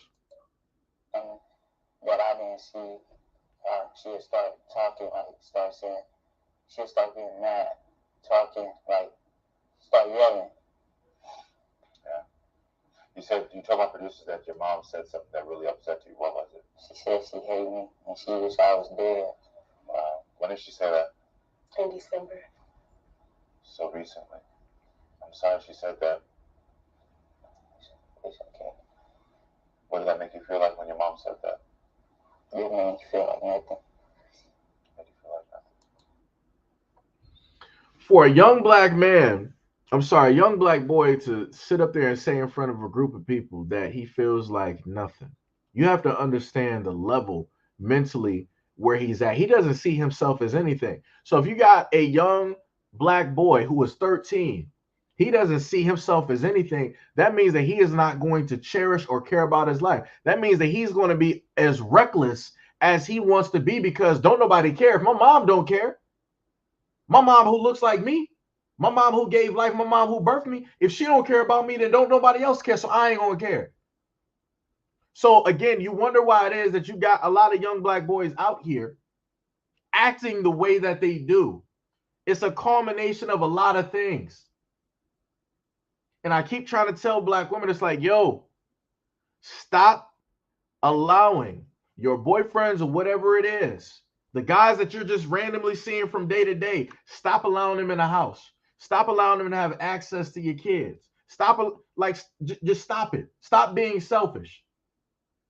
You made the decision that you made, that you got pregnant by a man that you didn't want to be with or that didn't want to be with you. It is what it is. But stop being selfish in deciding to sacrifice the life of that child or the energy of that child just so that you can sit up there and get the happiness that you feel that you deserve and desire. Stop doing that. I've seen videos and I've heard this too many times from black mothers. And it's sickening. It is sickening that you think so much and so highly of yourselves, but so low of your own kids that came from you. If your kids are low, so are you. You produced them, you birthed them, they came from you. You can't make the decision and sit up there and say, like, oh, well, I wish death on you and you're basically nothing. That means you're the same thing. You're the mother. You're God. You gave him life, right?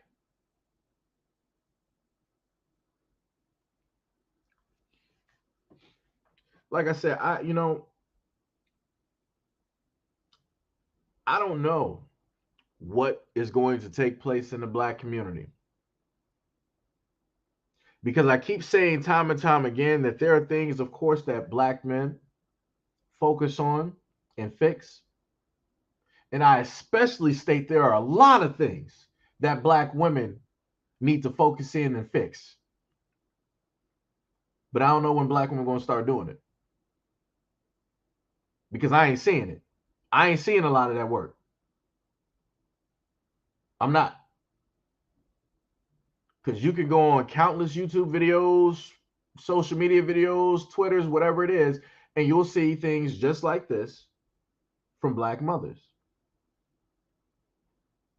You'll see black women out here talking about, hey, if I know that I'm going to have a black son, this is where I'm going. And in the background, you see Planned Parenthood. So even if the black women out here are not even directly pregnant or having kids, they're trying to get the mental process to other young black women that, oh, if you're going to have a boy, make sure you go to Planned Parenthood because ain't nothing going to come good from that. You got another big YouTuber that's directly out here that had a video that was actually covered for quite some time. A lot of men actually covered the video. And within that video, she was basically talking about how black men need to be exterminated, how young black boys need to be exterminated for the betterment of black women. And I saw fields of black men talking about this and bringing this up, but I didn't really see black women talking about this. And I was like, ain't that something? So you mean to tell me, hold on.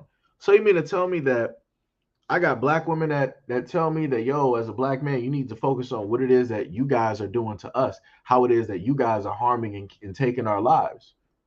But you mean to tell me within that same breath, you're not acknowledging and you're not paying attention to one of your own who is telling you that black men and black boys need to be exterminated, that they are no good for the black community? I'm just going to let y'all know for black women, just in case y'all don't understand, if you don't have men in your community, you don't have a community. I've never heard a thing in mythology where in Themyscira, I'm sorry, Lesbos, Themyscira, whatever it is. I never heard of like the Amazonian women sit up there and say like, yeah, we got the Amazonian community and all this. In order to have a community, you have both male and female there. Now, maybe I might be a bit ignorant. Somebody can correct me in the comment section if I'm incorrect, but I need somebody to point me to an area on this planet where there is a community that is void of men. Show me an all-female community out here on this planet that is completely void of men. Like there are no men there at all. Because even just recently, there was a aerial drone that found a tribal group that has never been contacted by men in the Amazon jungle, still living the way that they always been living. And within that group, you still see men, women, little girls, little boys. So I am asking of any of these black women that always continuously state that black men need to die, that black boys need to be exterminated. Show me a successful group of women on this planet that are successful without men being there. And also let me know how those women are reproducing other women. Show me that. I'll wait. Like I said, I could be ignorant. I could be very much incorrect. There could be just a group of all women that produce themselves, that are completely successful, that lead themselves. To my knowledge, that's not how the world works. But like I said, I can stand wrong. I could be wrong.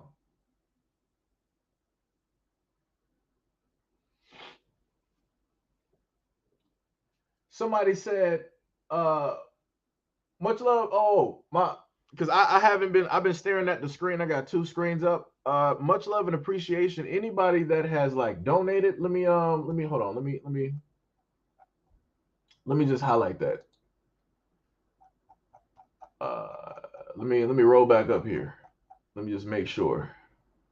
To anybody that's donated, much love and appreciation. We got brother Jacob just became a member.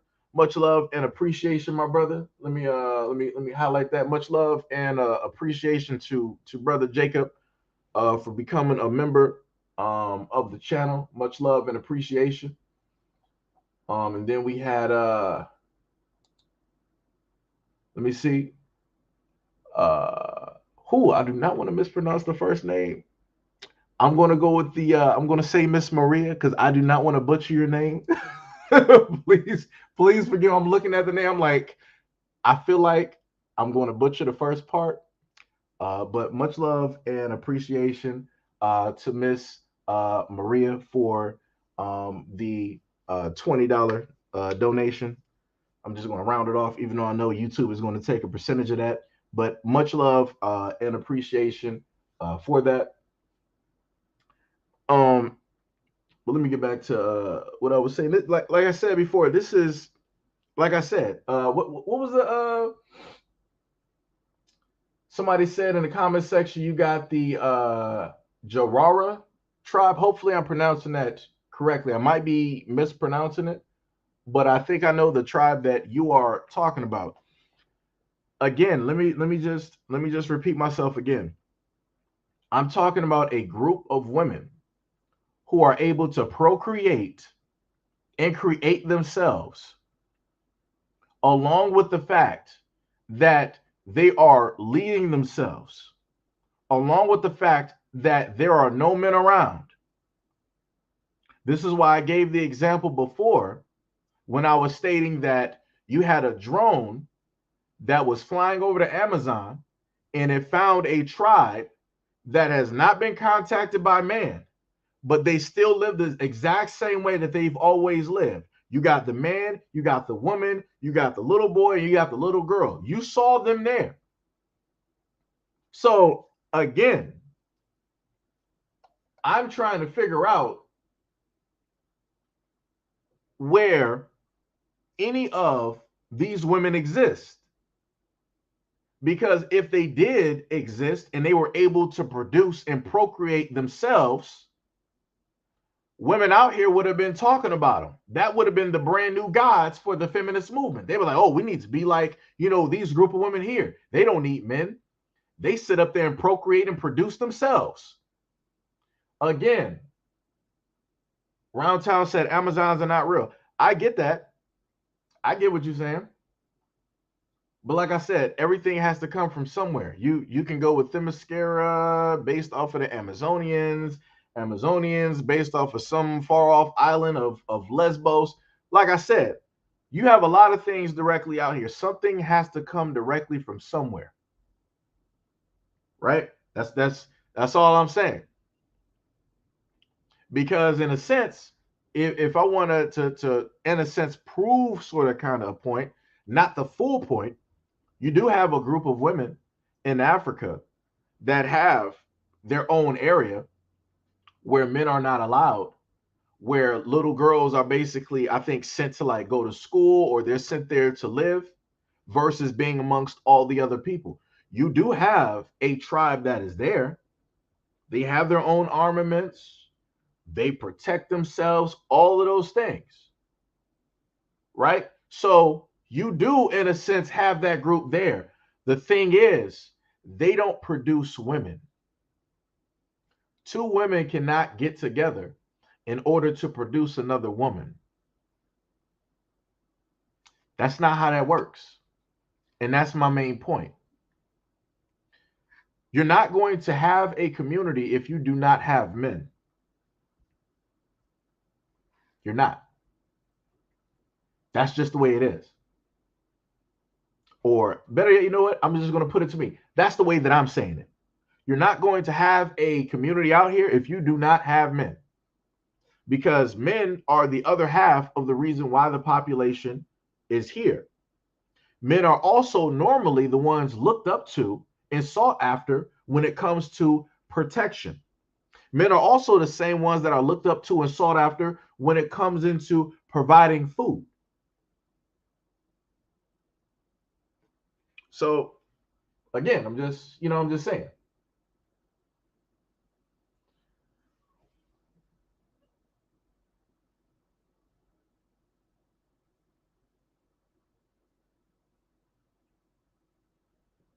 Well, the craziest thing is the reason why I love certain comments. The craziest thing that I love about comments is I love when people happen to like show up and they want to start talking and they want to start running their mouth in the comment section. And the comment section is exactly where you are for a specific reason. Because if it came down to a point in time where you were able to produce your own content and put it directly up there for people to actually look at, then you would actually do so. But you got all of your failures, and where did that bring you right back to? Brought you back to me. Right back to me.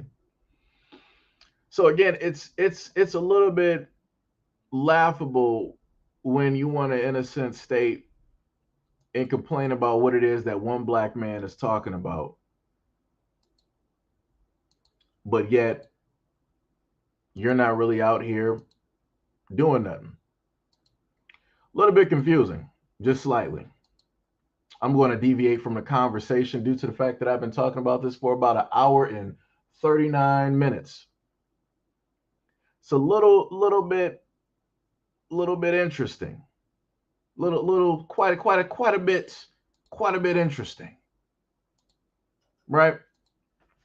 And then you want to state, quote unquote, this is what real black men are doing, as if to say that I am not a real black man because I am focused on black women, the same women of which I was birthed from, the same women that I give credit to that are in my family, and the same women that I love and that I've had relationships with.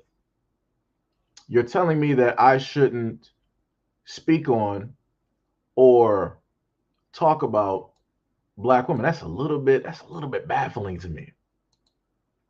And it's like, the funny part is when you always have the Johnny come latelys, you know, when you happen to talk about the main topic, which was this, magically, those same individuals were not there. Ain't that a bitch? Ain't that a goddamn shame? It's the craziest shit. It is the craziest, the craziest of craziest things. It's crazy. Now, the way that you're sitting up here typing in here, let me see, reality checker. It's looking. Like I said, I got moderators here who are women. And I've had conversations. We've had disagreements. But the way that you are typing is looking completely crazy at this moment in time. Because the main thing that we like to sit up there and say is what? Women are illogical and, women are heavily emotional and yada, yada, yada. But when I sit up there and I think about the women that are my moderators and the conversations that I have with them, and then I compare that to how it is that you're typing, it's completely crazy. Completely crazy.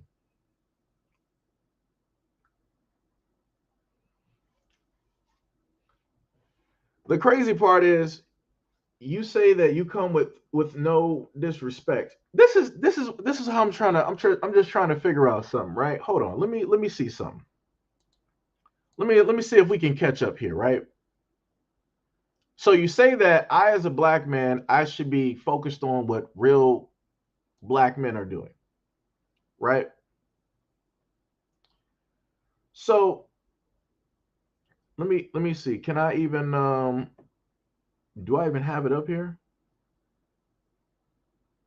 I don't even think I even probably even have it up here. And I can't play the video either because that probably will get taken down. So when I showcased the video or I talked about the fact that you had a black woman that took the life of another black woman, reality checker, where were you at? I got that video on IG. Where are you at? Where are you at? When I showed you, when you can fully see the video of a black woman shooting another black woman, killing her dead. This was a mother of three. Where were you at? So you mean to tell me? You mean to tell me that I shouldn't be talking about that? I shouldn't say nothing about that. Is that what you're telling me? Because that was a mother of three. What if she has a son? So now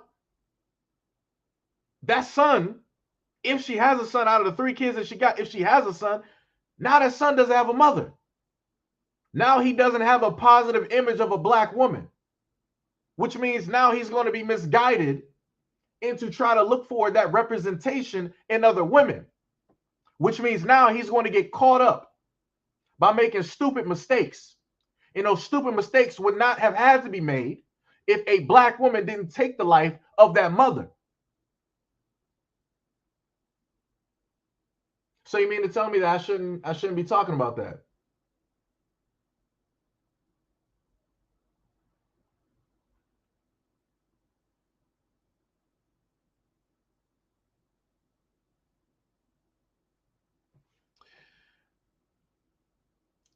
Ma'am, at the end of the day, let me let you know something. I've talked about a variety of topics ranging.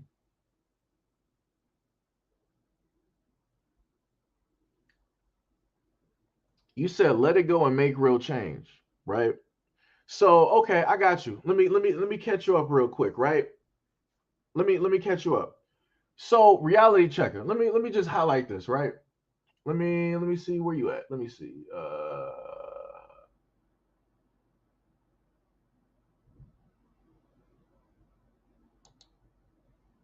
Right? You said let it go and make real change, right? So, during the pandemic, during COVID, right? When I was talking about the vaccines and my videos were getting taken down because of misinformation, when there were threats on YouTube of taking down videos of quote unquote medical misinformation, all this other type of shit, where were you at? When I was making videos telling y'all how at one moment in time, Europeans, white people, were the ones that were really getting COVID, that were the ones spreading it all over the place. And then over that same night, they turned it to black people. They were like, oh, it's the blacks. Black people are the ones that's spreading it. They're getting it at the highest rate. They're the ones with it. And then I showed you a video of a general that was stating how they have plans to specifically target the black community and getting them to take the vaccination. What did he say? We're going to look at talking to celebrities. We're going to look towards going towards the barbershops. We're going to go door to door. We're going to also talk to the political officials, and we're going to talk to your pastors. So when I sat up there and gave y'all that information, where were you at? Because you're talking about make real change, right? You're talking about talk real shit, right?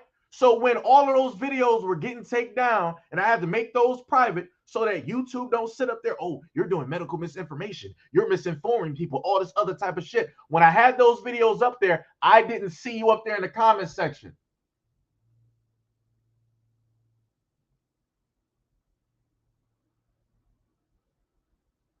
I didn't see you in the comment section.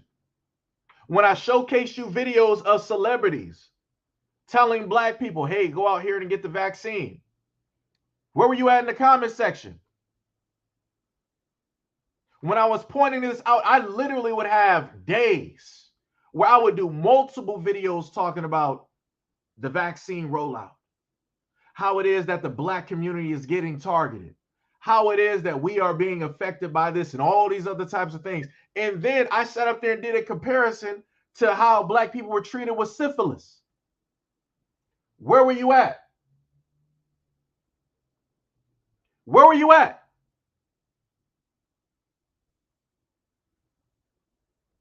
When I sat up there and did videos talking about black women and bringing up positive shit, talking about how black women are creating jobs, creating something from nothing, starting up their own businesses, me doing videos defending black women who are getting attacked by other black women and other women online, and they're coming after their business trying to shut it down. Where the fuck were you at?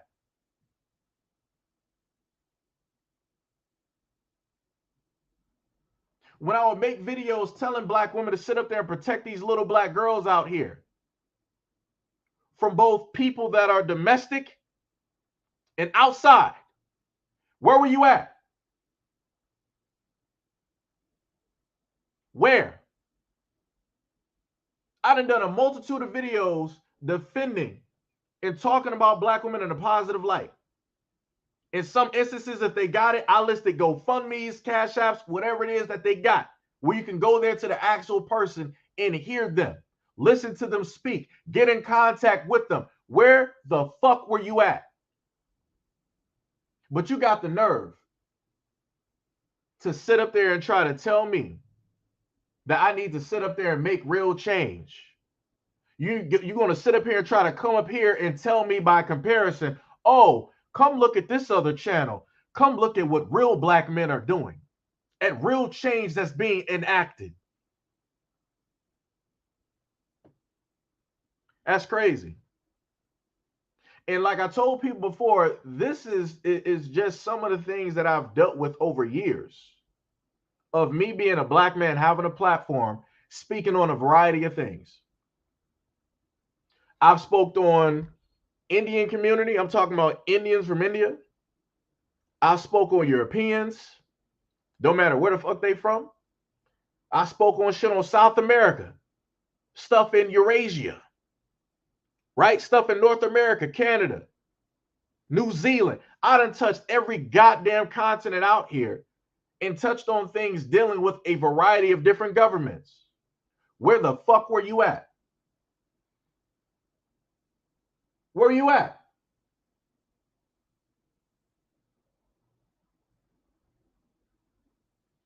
Craziness. Matter of fact, hold on. You talking about? Hold on, wait. Let me see. All right. So you want to talk about leading, correct? No problem. I got you. Hold my beer for a quick second. I got you. No problem. No problem, coach. No problem. No problem. Let me just make sure. Nope, that's not it. Let me just make sure I got the right stuff, because you want to talk about, leading. You want to see, a Black Wall Street. That's something that should be happening. I got you. No problem. No problem. Give me just a quick second to just get this information to you real quick. Real quick. If I can actually find it. Is that it?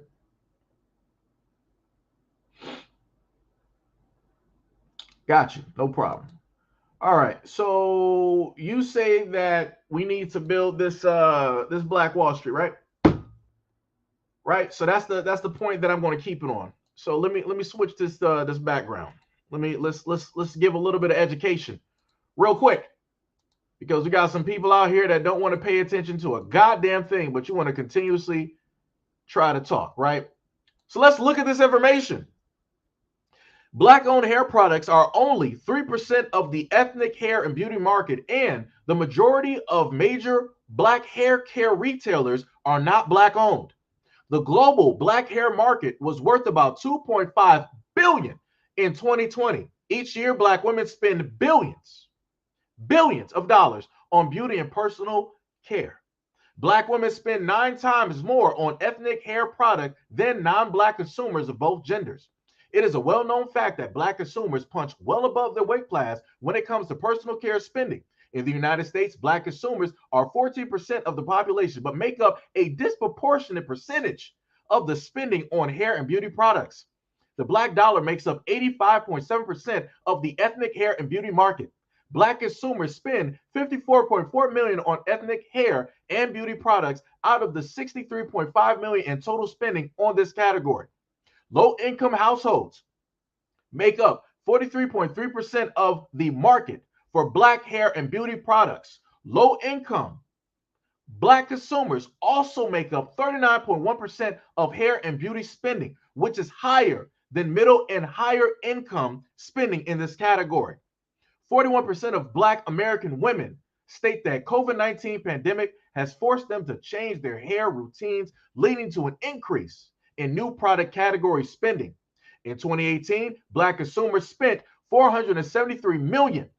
Let me repeat that again, $473 million on hair products, which is 11.3% of sales for the $4.2 billion hair care industry. 51% of black consumers use hairstyling products, while only 34% of non-black consumers use styling products. Black styling products spending surpassed $1.4 billion in 2020. During the COVID-19 pandemic, black consumers were 2.4 times more likely than the average consumer to purchase hair treatment. Let's go to the coup de fucking gras. Gotta take that comment down real quick, right? Let me push that up so y'all can see it. The last part. What does it say, class? Black women spend 1.1 billion annually on wigs, weaves, and extensions. Let me repeat that one more time. One more time for some of the people in the back. Black women spend 1.1 billion annually on wigs, weaves, and extensions. So, reality checker, yet again, where you at? Oh, come on, Mo. Come on, Mo. Come on, brother. Come on, man. I was on the road. I was on the road. Come on, brother. Come, come on, brother. Damn. You know, I was trying to tell you to let him go. Let it go. Let it go. I was trying to. Wait, who did it? Wait, Timothy said, wait, I think I missed a lot while working. What started the argument? Well, what started the argument was the fact that somebody by the name of Reality Checker, who comes back here like every so often, decided to state that, oh, I don't know who did it. Somebody in the background did it. I can't specifically tell you who, but I usually want y'all to let them roll, because if people want me to make a point, yet again, if I have the proof, I'm going to sit up there and make that point. And this is the main point that I'm stating, right? When I've talked about black women, I've talked about the fact that if black women are spending $1.1 billion annually on wigs, weaves, and extensions, why is it that black women aren't coming up with a trust fund so that black women can get the money that they need in order to get a house, in order to get a car, in order to start a business? If black women for 1 year would actually just be like, you know what, instead of me putting this money here, let me put it in a trust. Let me put it here to benefit black women. Why aren't black women doing that? Because you got people talking about stats.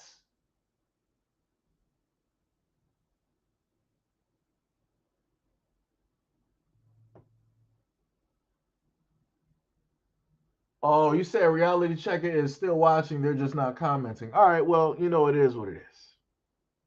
If people want to take it to a certain, like I said, I normally try to leave stuff just in conversation basis, um, because I don't feel like I should have to sit up there and do this. I don't feel like I should have to sit up there and start bringing out all of this stuff just to sit up there and make a point. I shouldn't have to sit up there and do that. Like I said, the information is out there for anybody to sit up there and get. The same way I sat up there and looked around and found information, everybody else is more than free to sit up there and do the exact same thing. Everybody else got time in the day to do stuff. People just decide what they want to do with their time and what it is with their time that they don't want to sit up there and do. So, you know, like I said before, if black women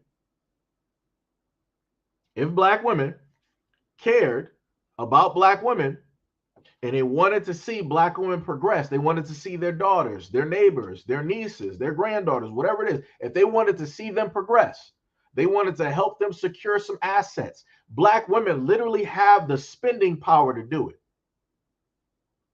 The problem is, do black women want to do that for black women? Do they want to do that for themselves? The numbers are telling you what the answer is. The answer is no.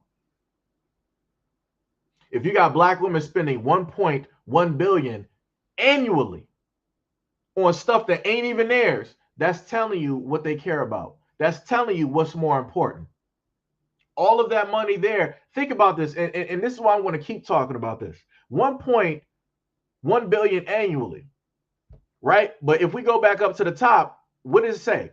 Black-owned hair products are only 3% of the ethnic hair and beauty market, and the majority of major black hair care retailers are not even black. So you mean to tell me that black women are spending billions of dollars on something that black people don't even own? So when I would always in a lot of my videos, I would make the joke. I'm like, well, black women are sending a lot of these Asian kids, a lot of these Korean kids, a lot of these Chinese kids. They're sending them on yachts. They're buying yachts for them. They're buying these luxurious vacations. They're buying them houses all over the world. When I sit up there and say that jokingly, I mean that, because the numbers ain't lying. Black people don't own this. The Asians own it. And black women are facilitating and empowering the Asian market. They're facilitating and empowering and giving money to the Asian community. But then black women turn around and talk about why we don't got nothing for ourselves. This is why. This is why. This is why black women don't have businesses of their own amongst all the black communities. I'm not talking about variables. I'm talking about in groupings. Because what was it? Reality Checker wanted to bring up Black Wall Street. Black women could have sat up there and already facilitated a portion of the means to sit up there and create the other half of that Black Wall Street, which was the women-driven businesses, the black female ownership.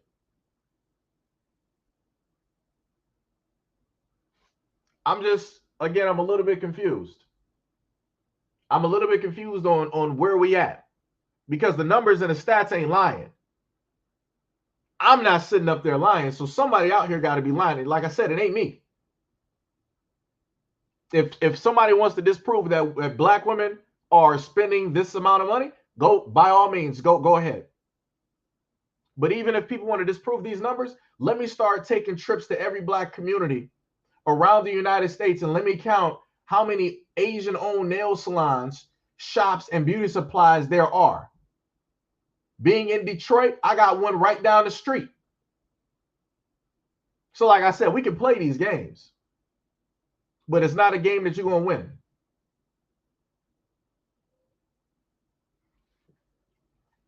That's crazy.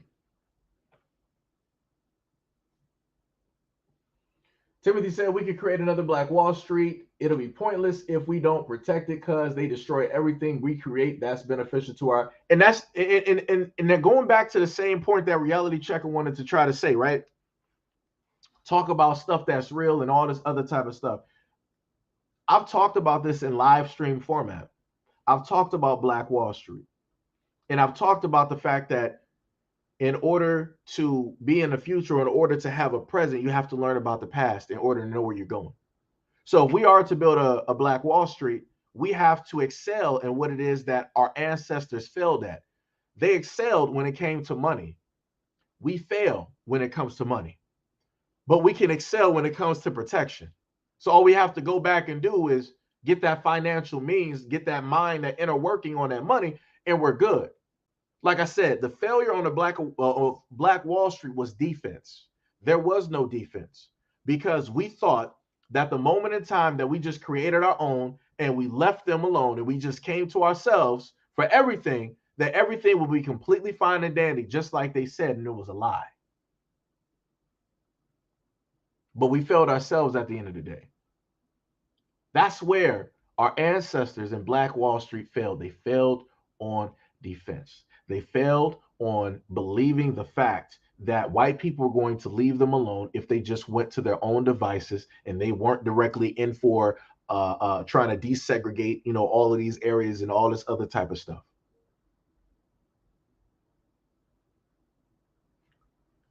So like I said before, when I talk about all of this shit, where the fuck are all of these people at? Nowhere. Nowhere. When I happen to bring all of this information to the forefront, like I said, you can debate me in a comment section all you want to. But when the stuff shows up in black and white, I want to hear that same mouth, and I don't hear nothing. Silence. Because now you got to face the facts of these numbers. And these are daunting numbers. I don't know what $1 billion looks like. Just like how everybody likes to say, oh, black people are a small percentage of America, but they make up the overwhelming majority of the crime. Black women are a small percentage of America, but they spend $1.1 billion annually on hair that is not theirs. And then when you see online, you have black women that complain about not being able to get loans. It's difficult for them to, raise money to start a business and all these other types of things. It ain't difficult. It's just the fact that black women ain't trying to do it. Black women ain't really out there trying to support other black women, because I'm just trying to figure out, because I think I might have showed it in a live stream or I might have talked about it. There are two black women out there right now that are in the hair industry. And they stated that it is very hard, because they are not Asian. It is very hard for them to actually get the bundle, to get the hairs, because why? They got to work with Asians. So that means that the Asians are going to look out for their own best interest, and their best interest ain't working with black women. It ain't working with black people either. It's getting money from black people and black women. So they're going to sit up there and give the best deals and the most hair directly to their Asian counterparts, and give the black women that are trying to start up or that got a business, they're going to give you trinkets. They're going to give you crumbs. But you wouldn't have to worry about that if black women were actually putting a portion of that $1.1 billion behind those black female-owned businesses that are trying to do what is best for black women, that are trying to actually give you the best. I don't really see that conversation happening when it deals with black women. I don't. So this is why I sit up there and bring up these conversations. This is why I happen to bring up these topics. Like I said, from my background, my mom, she went to beauty school, so she knows how to do hair and all of these other types of things. My mom has been natural for a very, very, very long time, because she got tired of all of the chemicals, all this other type of stuff. Because again, what black women don't understand, and another reason why I talk about this, is because of my mother, because of the women in my family, because I know the things that they go through. They go through fibroids and different things of that nature. Black women get fibroids more than any other ethnic group directly out here. So somebody will have to explain to me, why is that? What are black women doing that is enabling this type of growth to be persistent in their bodies, and not even just in their bodies, but also within their young girls? And then I sit up there and showcase y'all videos of a black mother sending her young daughter, who is in single digits, to go get her hair permed, looking at the stylist put lye directly in her hair to relax her hair, putting poisonous materials on the young scalp of that young girl in order to straighten her hair to a European standard. But when I happen to talk about those things, and I want to point out that those are problems, and I bring out the reason that I talk about them is because of the women that are in my family and the things that they suffer about, people tell me, oh, you need to start talking about some real shit. Start talking like a black man. Start talking like a black leader. Start talking like these other black men out here. And the main thing that I sit up there and say this to a lot of people, you have a lot of black men out here that can talk about a lot of things. They're focused on a lot of different things. If you got black men out here that are focused solely on black men and all of that, kudos to them. That is great. I'm going to focus in on what it is that I want to fucking focus in on. A lot of those black men might not have had my experience in life. So this is why they're not focused in on it.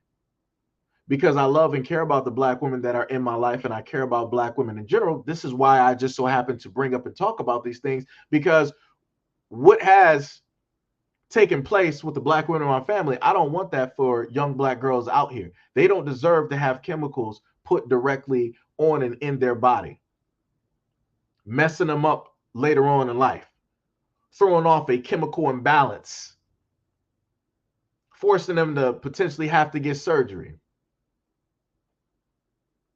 I don't want that for them. Nor should they have to go through it, because for me, I'm not their father, right? So a black woman who is giving birth to these little black girls should be looking out for the best interest of her daughter. so that her daughter can be a better version of her, but that's not what I'm seeing. So like I said, I'm going to focus on the shit that I feel is important. I'm going to focus in on the shit that I want to talk about. And if it comes to a point in time that you don't like what it is that I'm talking about, then start your own platform, start your own channel. But you won't, because it's a lot of work, it's a lot of dedication. You got to actually make a schedule for yourself. You got to tell yourself when to do stuff. And a lot of people aren't about that life. A lot of people aren't about, hey, let me get into the mentality of telling myself what to do. A lot of us are in the mentality of, hey, I need somebody else to tell me what to do. I need somebody else to give me like a work schedule. I need somebody else to tell me what's important and what's not important.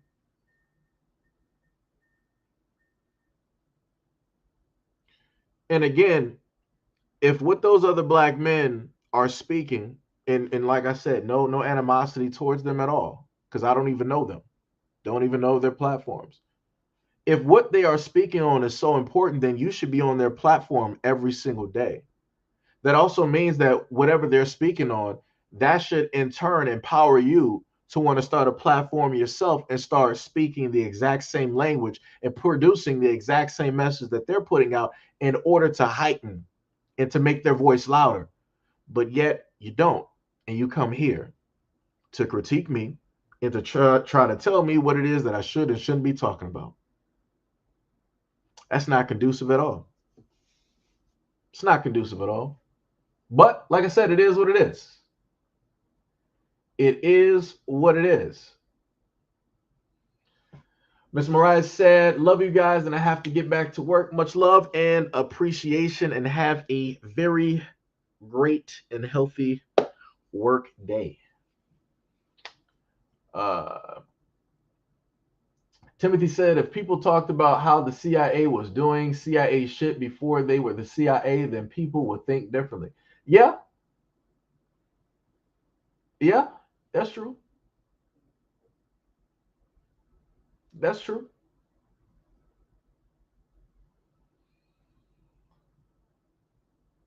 The woman with the bands don't want other women to shine, I guess.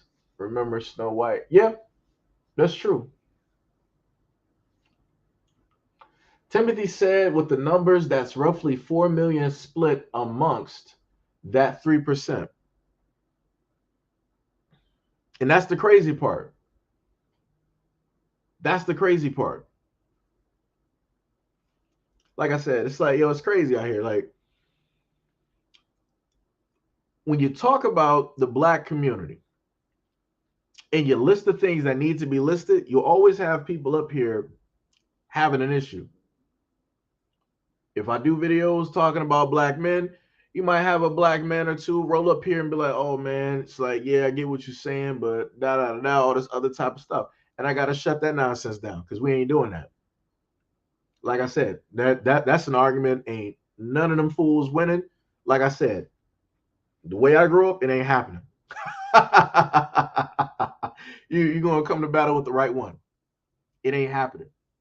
And then when I start talking about black women in the community, what it is that they should be doing as mothers, and I start getting some mouth from black women out here who find issue with that, again, because I have my mother still in my life. She's always been positive, always been supportive. She never preached any type of hate towards me or any type of hate towards my father. She ain't never do none of that. So again, you are going to sit up there and fight a battle that you are going to lose. You are fighting the right one. Like I said, both of those groups are going to lose here. It ain't happening. It ain't happening. But like I said before, it's too many people out here in the black community that don't want to hear the actual truth. And that don't want to see that, hey, yeah, we are doing some jacked up stuff. Yeah, we need to clean up a lot. A lot of black people don't want to see that. And then people wonder why it is that the black community is a mess. They wonder why it is that we got the loss of life that we have in a black community. Again, going back to what it is that the mother stated to the son and how it is that the son felt. He said that made me feel worthless.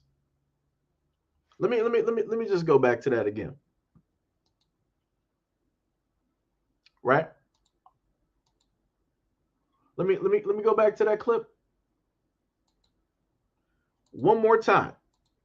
And what I didn't see, she'll start talking, like start saying, she'll start getting mad, talking, like start yelling. Yeah. You told my producers that your mom said something that really upset you. What was it? She said she hated me and she wished I was dead. Wow. When did she say that? In December. So recently. I'm sorry she said that. It's okay. What did that make you feel like when your mom said that? It made me feel like nothing. So if again dealing with the black community and the reason why it is that we have a lot of the killings and the murders that are going on, if you have a parent or parents up here basically telling the kids that they are worthless, that they are nothing, how do you then think that those kids are going to react after they leave the house? They're not going to value nothing. They couldn't get validation of love directly from the home, directly from the parents. They couldn't get the parents to actually pay attention to them no matter what they sit up there and do. So they're just going to go out here and be chaos. But a lot of people don't want to talk about that and bring that up. That a lot of parents ain't parents. Just because you are able to produce doesn't mean that you're a parent. You're just a part of the reason why life was created. That's it. Like I said, for the example of this mother, she is not a mother at all. At all. Luckily, the daughter, she looks like she ended up in, the a good place. The son, not so much. And again, the son has his father in his life. But the one that is hurting him the most is the mother, because the mother is God. And that's what a lot of people don't understand. A father can do one thing wrong, and a child to be like, "Oh, I don't fuck with him. That's not my dad. That's just sperm donor. That's just the whatever it is." He can do one thing wrong and try to fix everything, and they still won't acknowledge him as a father. A mother can do everything wrong, and they will still acknowledge that woman as being a mother, and still look up to her and still give her that undying love. But nobody wants to talk about that. Nobody wants to talk about the verbally and physically abusive mothers that are directly out here. Nobody wants to talk about how it is that certain things transpire.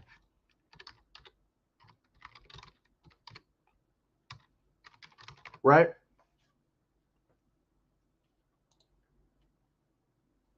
So let me give you another guy, right? Let me give you to further make my point, let me give you D. Ray Davis, right? Let me put his image up here. And this is yet again, this goes back to the main thing I always advocate for on this platform, because a lot of adults don't seem to do it. I advocate for the kids, right? So you got D. Ray, who was a comedian, who was on an interview dealing with Vlad, and he talked about how he was sexually abused when he was younger, how his mom's two female friends who were older women in their 30s sexually went after him, basically took turns. So to a lot of black women out here, if you want to understand and try to figure out why it is that you have a lot of black men and young black boys out here that are hypersexual, this is one of those reasons why. Because things happen to them at a young age that they can't talk about, that they don't want to tell nobody about, because just like when it deals with the Michael B. Jordan situation, women are going to laugh. Adrian Broner, right? Let me put his picture up here.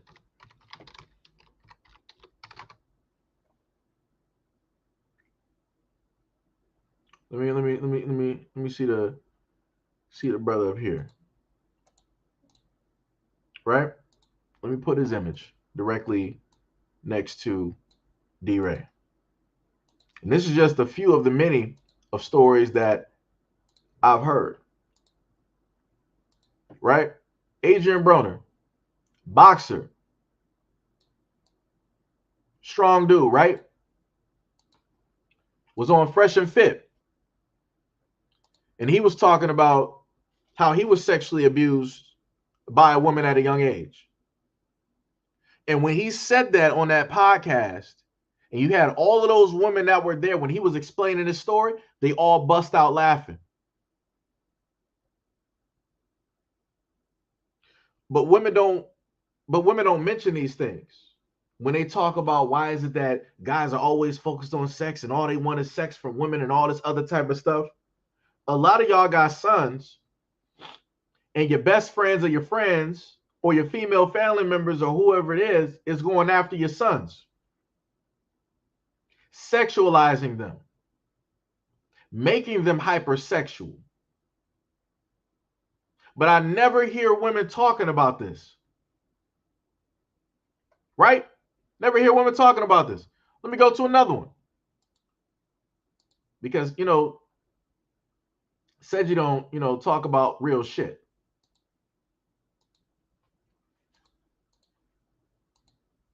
Right? Said you don't talk about real shit. So we got this story. No jail time for a Colorado woman who gave birth to a 13-year-old victim's baby. Again, where are the women?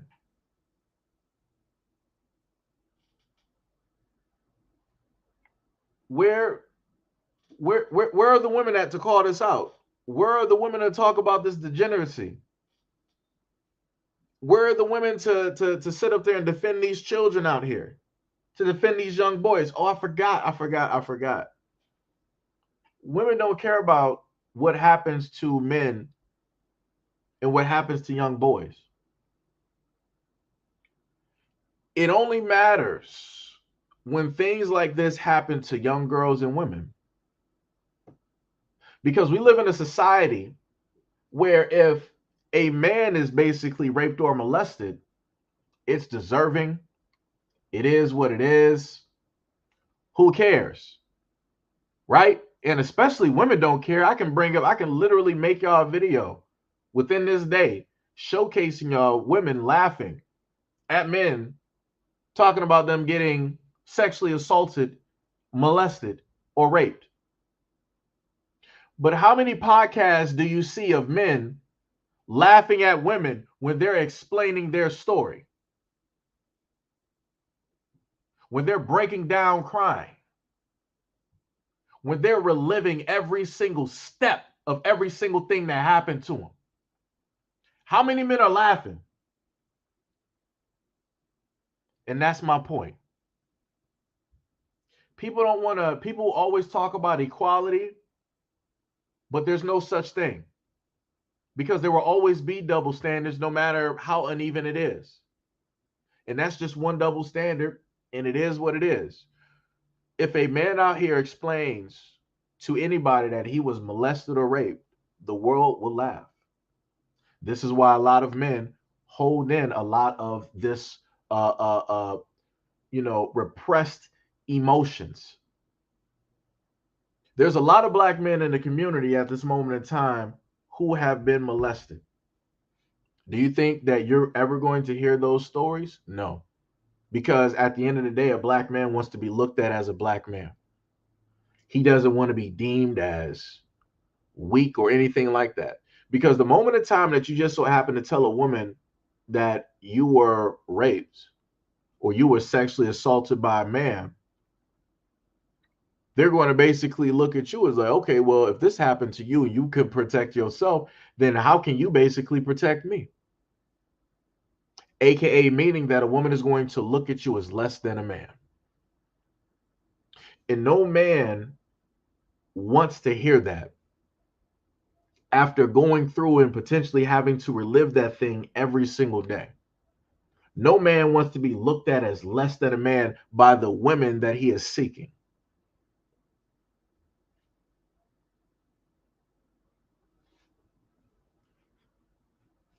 Like I said, there's a lot of things out here that need to get fixed that men can sit up there and fix, and there's a lot of things out here that women need to fix.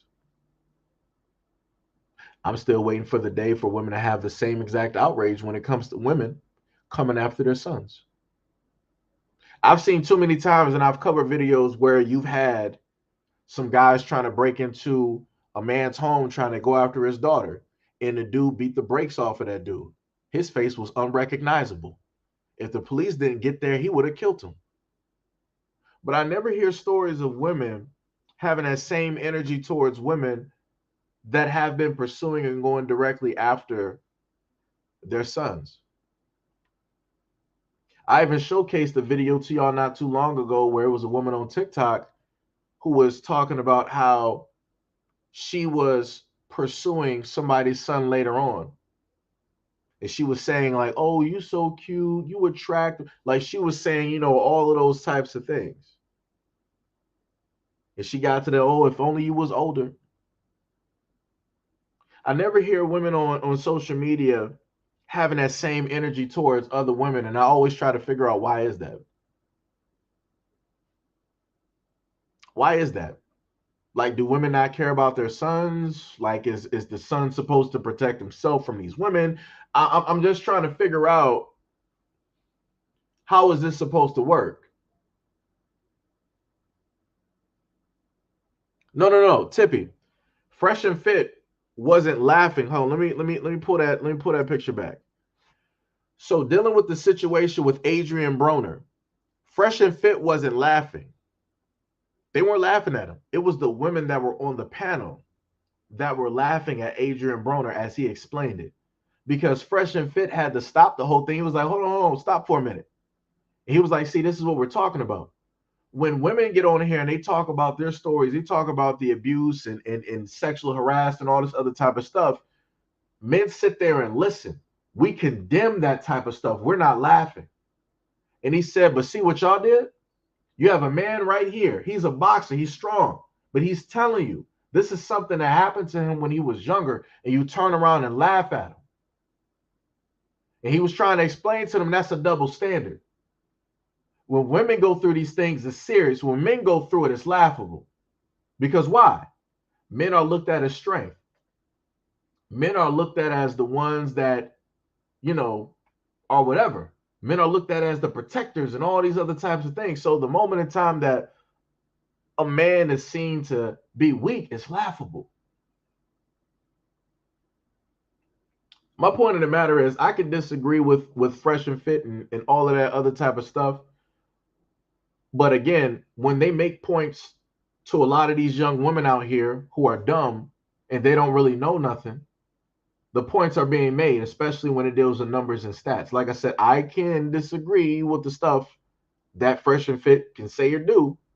But when it comes to a point in time of them basically disproving a lot of the nonsense that those young women are coming up with, it's crazy. Case in point, you have a lot of women that want to sit up there and say that, oh, they require a man to have X, Y, and Z. But you're dealing with what? 10 to 20% of men out there? So that means that all women all over the planet are going for that top 10 to 20% of men. So does that mean that those men, if they got all of those options and all of these women, do you really think as a woman that you got a shot in hell to really sit up there and make that man commit to you? You don't. That man has a multitude of options. There are women out there that will do things that you will not sit up there and do, or even things out there that the man never even thought of that the woman will sit up there and do just because. So then all of those women are, in a sense, overlooking normal, average, everyday guys who are working standard issue jobs just like those women are working.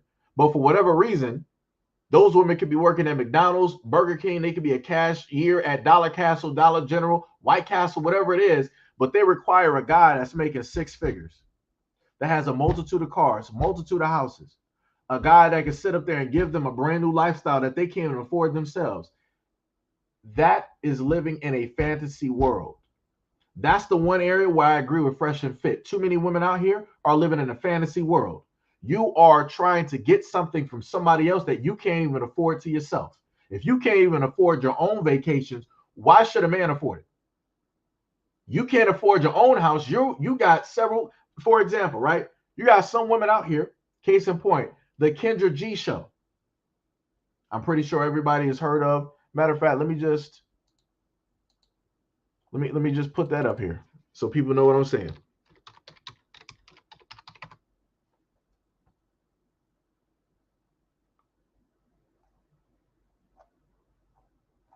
Okay, I don't know what is going on there. Let me see. Is this her?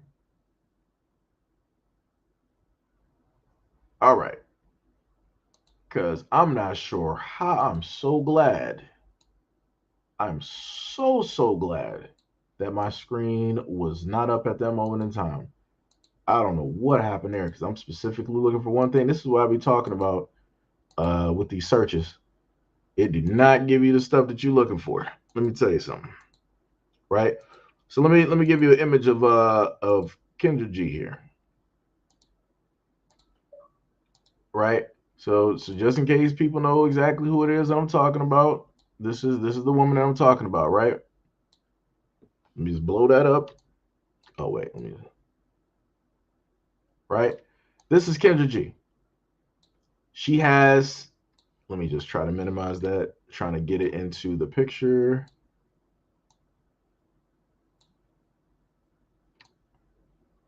Matter of fact, let me just. All right, there we go. All right, so this is Kendra G, right? Black woman. She has a very successful dating show that she has been running for a very long time, right? She looks great. When you look through her IG pictures, she looks great. Let me tell you, she looks great. She's had countless women, black women, that have rolled up there that have a slew of kids. I'm talking about an army of kids, and they talking about they require a dude that's 6 feet tall that makes six figures, six pack abs, all of this stuff, right? But yet they can't produce any of those things that they are asking or requiring for themselves. None of those women that got several kids, they more than likely never left the country. But they want a dude to come along that's rich to provide for her and her kids. All of those kids that you got, those men should be providing. If they can't provide, then you need to stop having kids and you just need to raise them. Like that just is what it is. A lot of those women that come on there are not even in the best shape at all, but yet they require a man to be rich and in shape at the same time and have a six pack. But yet, when you ask any of those women, when is the last time that they ever worked out? When is the last time they've even used an exercise machine or had a six pack? They can't answer those questions.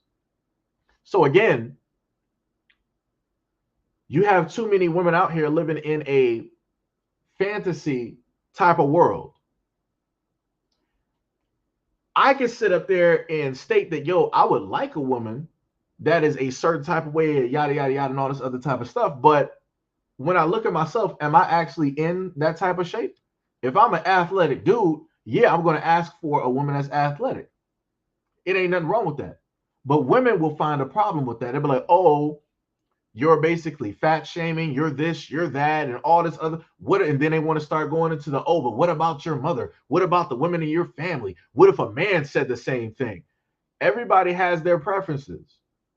If a dude who works out in a gym wants a woman who is able to work out and run some miles, then so be it. Just like women always state, oh, I'm not dating down, I'm dating up. Why should a man who is athletic have to get away from whatever preference that he has in order to generally benefit other women that don't fit that preference? That don't make sense. That don't make sense. Women say all the time, I'm not about to accommodate any man. So why should a man that is athletic accommodate you because you're not athletic? If you don't got a shot with this guy, that just is what it is. You don't got a shot. And you more than likely never did because he wasn't looking in your direction, because he's looking for a certain type of woman, just like women are looking for a certain type of man, correct? Women are all looking for the same type of dude. He got to have these figures. He got to be in shape, six pack abs, afford this, afford that. But yet, what are those same women doing? They're overlooking all of the normal, average, everyday dudes who are actually good guys, who are actually working. Some of them might have one to two jobs. And they might be pretty good paying jobs. But due to the fact that it's not six figures, guess what? Women are overlooking them. Am I going to, in a sense, try to tell those women to be like, hey, you need to sit up there and quote unquote date down? No, it is what it is. You'll get what you get. You keep chasing the same guy that every other woman is chasing, you're going to get what it is that you get, which is nothing.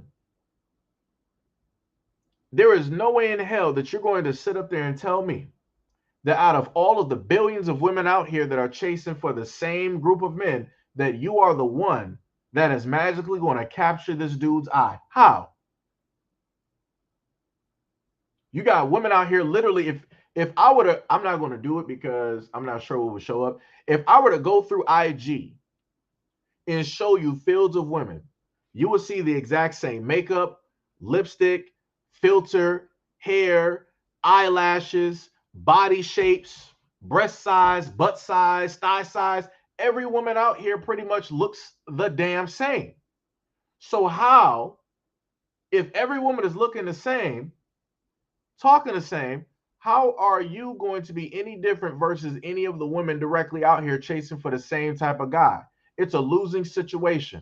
But for whatever reason, you got a lot of women out here thinking that they can sit up there and beat the odds. Nope, you're not.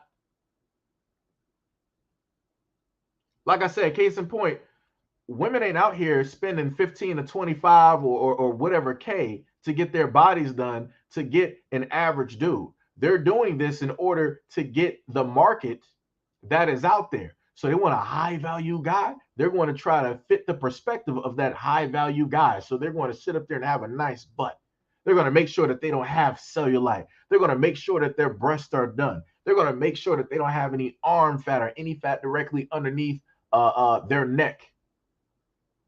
They're going to make sure that they try to look as young as possible, no matter how old they are, so that they can be at the forefront when it comes to the selection process that these men have. Craziness to see all these women spending all this money to go after guys that don't even know that they exist. And at the end of the day, they still are going to fail that mission. So it's like, what was all that worth? What really was all that worth? Because too many women out here always sit up there and state that, oh, I got my body done because of me. Huh? Huh? So you mean to tell me that you got your body done because you were just unhappy with it? You didn't want to work out?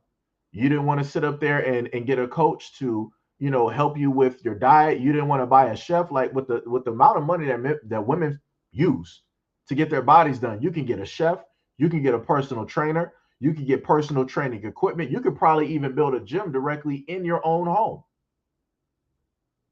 But women will opt to take the easy route. And it's not even an easy route. It's the most dangerous route, because I've covered videos before where women have gotten BBLs. They went in alive and left out dead, just over getting liposuction or a BBL or breast augmentation.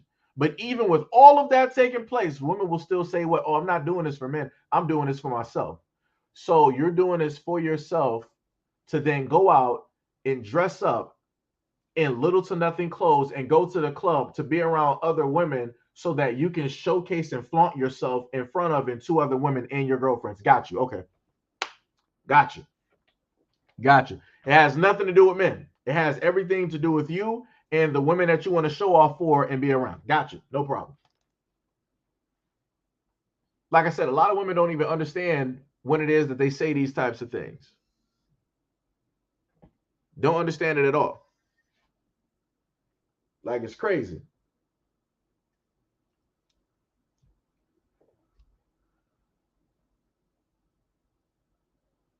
Let me see what. Oh, we got Ghostwalker. Shout out to everybody that's in here. What we got? We got 45 people, 2 hours and 40 minutes basically in here.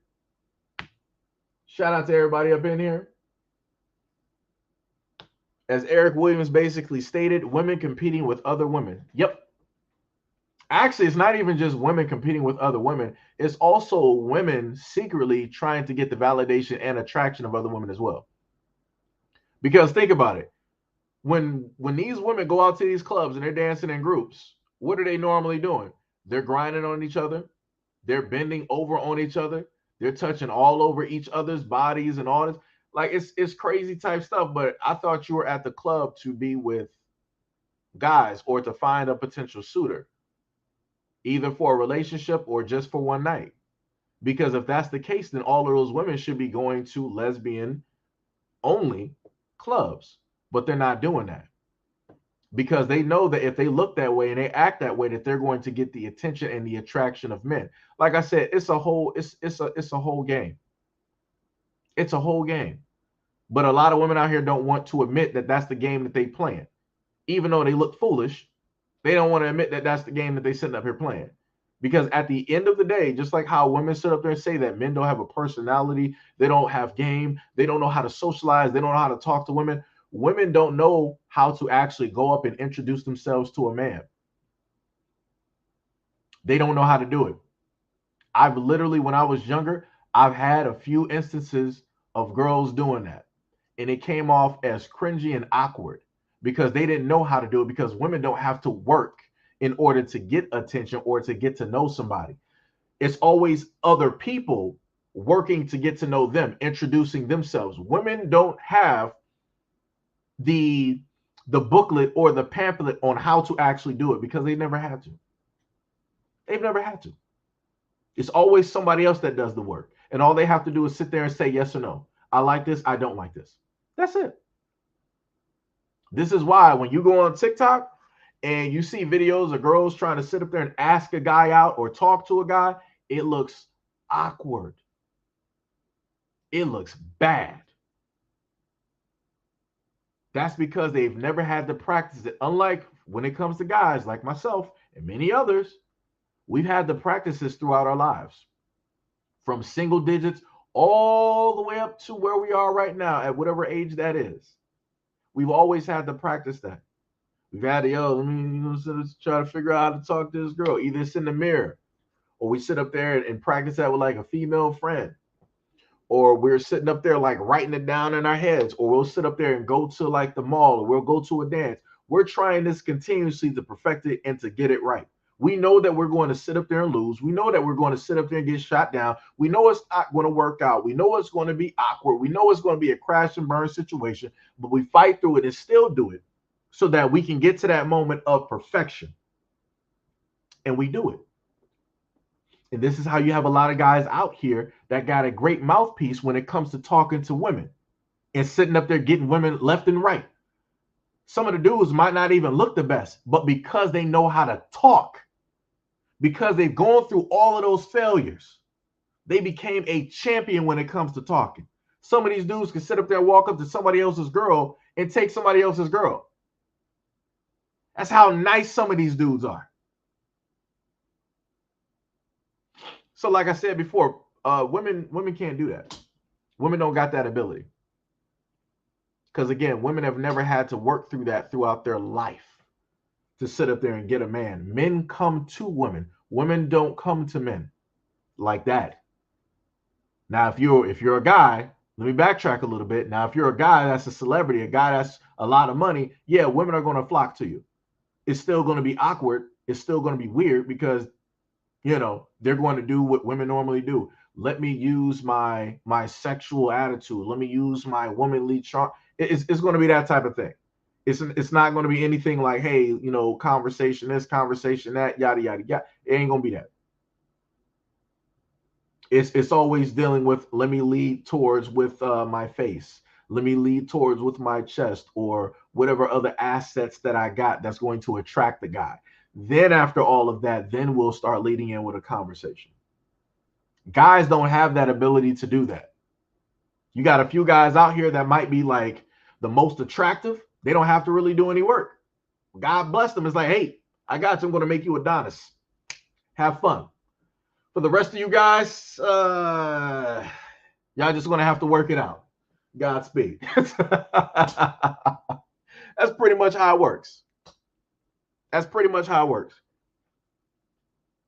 So, like I said, it's a lot of stuff out here.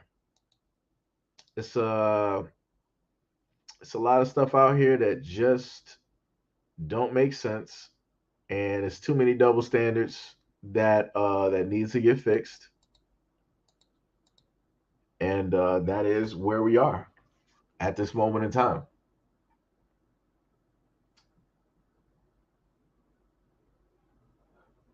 Wait a minute, what?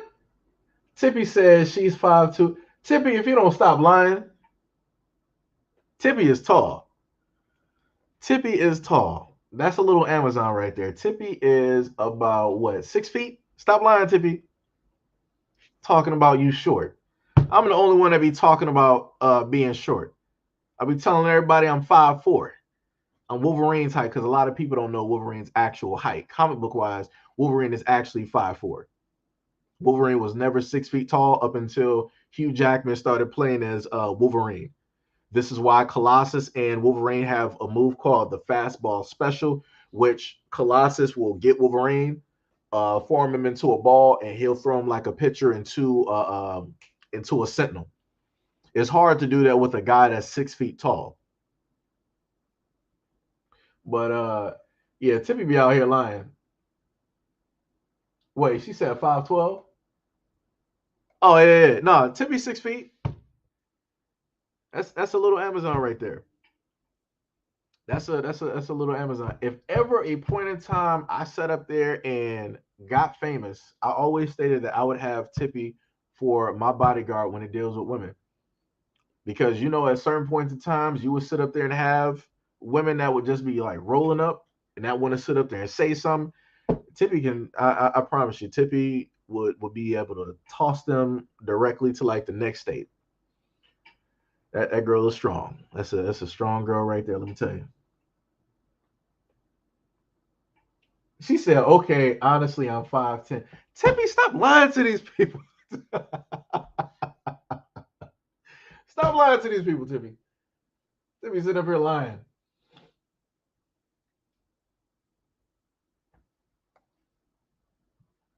Wait, what? Pink said, "Did I play the Resident Evil demo yet?" Oh, wait, they got a demo for 4? No, no, no, I ain't play that. I did not play that at all. I just been playing certain stuff on PC and whatnot. I mean, the game that I have been playing, let me see, because I got to start doing this with a lot of these live streams so that people, that popped up quick. So that if people listen to the live stream, they understand what it is that like we're talking about. So the game, oh, I can't get that picture. All right, so what I'm gonna have to do, I'm gonna have to just like screen cap it. So for anybody that got like PC or Xbox, and you got Game Pass, there is a free game. Well, it's not. It's technically it's free and it's not at the same time. There's a game out there. Like I said, I talk about a variety of stuff on this channel. There's a game out there called Wulong Dynasty. Right. This is the game that I've been sitting up here. I don't even know what's moving right there. This is the game I've been sitting up there playing for like the longest time. I finally made it to the point. If some people that play it, if you got to fight, no, no, no, I don't worry, I ain't gonna get no spoilers. I ain't gonna get no spoilers, but that's the game that I've been playing for like the quite long.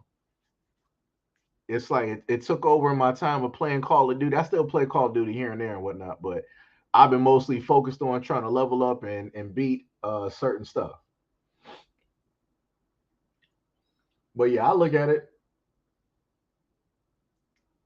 Tippy said I can't. Tippy, I'm talking about when it comes to women out here being a bodyguard. I'm not talking about anything else. I'm not talking about nothing else. I'm talking about women out here acting crazy. You know.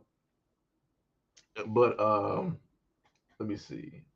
But yeah, it's a I say for a lot of people without doing any spoilers, like I like the game. It's a pretty nice nifty game. If you're into like Souls like games, like Dark Souls, Elden Ring. What was the other game? What was it like Noi? If you're into like Noi, I think it should be like NOIH. right? If you're into like any games like that, then you would actually, like that game. Ah, look at Gail rolling up here late. You didn't miss all of the fun and the festivities that was taking place in the comment section. You didn't missed it. You didn't missed it, Gail. You done missed it. Tippy said, you know, only Tippy. I mean, there are guys like that, Tippy. You have tons of guys that are in like the Roman Reigns, Michael Jai White, um, in the Rock esque type of form that are there. They're there. Like I said, I saw a couple that was what was it? It was a white couple, and the dude, I think he was like some type of a bodybuilder, and she wasn't. Opposites attract. And people were trying to like say that their relationship was fake and all this other type of stuff. Like they were really trying to come at them negatively. And I'm like, nah. I'm like, if the dude is like into like big girls or whatever, then he looked at her and he was like, yo, I love her. I'm into her. I'm interested in her. This is, the person I'm going to be in a relationship with. I feel like a lot of the people that was talking were just mad that nothing like that ever happened for them. And I feel like a lot of the women that were judging it were just mad because that never happened for them. So they're like, if it never happened for me, then why would it happen for her? So again, you got a lot of women that hate on other women and that want the downfall of, their relationships and stuff. So this is when I sit up there and tell people, just, stay looking, stay positive. If you sit up there, you work on your energy and you work on yourself and different things of that nature, you'll end up getting things that you want directly in life because the universe will understand that, see that, and give it directly to you. You know,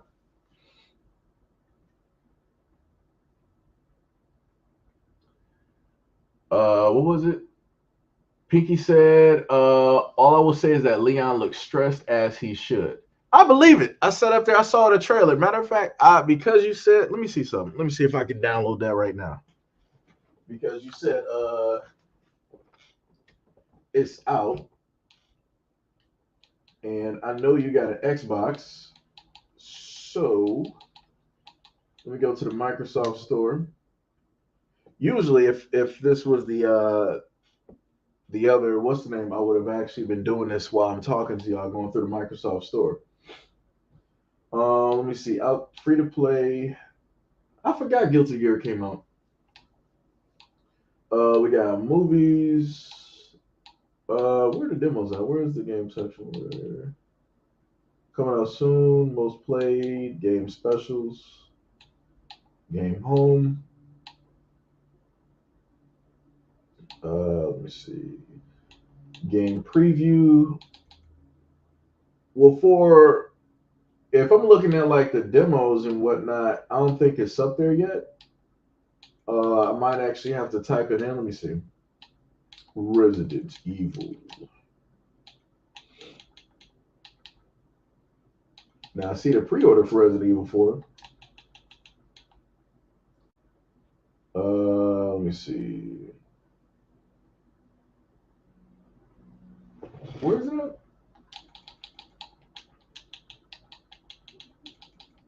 Resident Evil.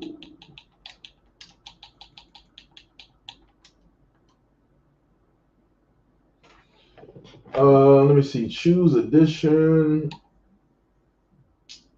Oddly enough, I'm not seeing the demo directly up here on Xbox at the moment in time, which is crazy.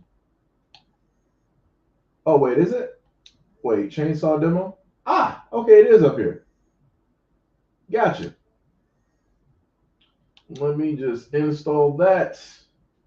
Let me see, how many gigs is this? All right, so for anybody that want to download the Resident Evil demo, that is about a good, well, on Xbox, it's 10.96 gigs. So you might have to clear off space, or you can just go directly to the store and download it. You will have to actually look it up in the Microsoft Store in order to find it because they didn't have it in a demo section. I don't know why they didn't update it, but they didn't, which is crazy. Ah, you got a PS5. You know what? When damn it, why did I think you had an Xbox? I gotta remind myself. I forgot. I forgot. I forgot you're a Sony girl. I forgot. I forgot. My apologies. My apologies. I'm just joking because I got both, so it's Um, let me see what we got. Timothy said, "Wait, who's calling?" Oh, that must have been Officer Haku. Uh, David said, "PC gamer here." Hey, I'm on all systems. So I've heard of the PC Master Race. I know of the PC Master Race, but I got all systems, man. Just before we start seeing arguments here of people saying that PC is greater, than console. I've seen that for like years at this moment. I almost want to say like 20 years. I've been seeing that conversation take place. So it's like before that takes place. Yo, Zaire, what is up? What is up? What is up? What is going on? What is happening, young man? What is going on? Timothy said, that's because you have an Xbox, my guy. Actually, my guy, I have Xbox. I got PC, which I'm on right now. So, which means I do have a Steam account. I got the PS5 and also got the Switch. I got all systems. So, for me, it don't matter. I can do any and all. The only thing I'm missing is technically like an Oculus Rift or whatever the VR is. That's the only thing I don't got. I don't got nothing VR yet. One day I will. But I got the rest of those systems. Yo, Mahoko, what is up? What is up? What is up? Mahoko said, did you play Destiny 2? I just started and the final boss is damn annoying.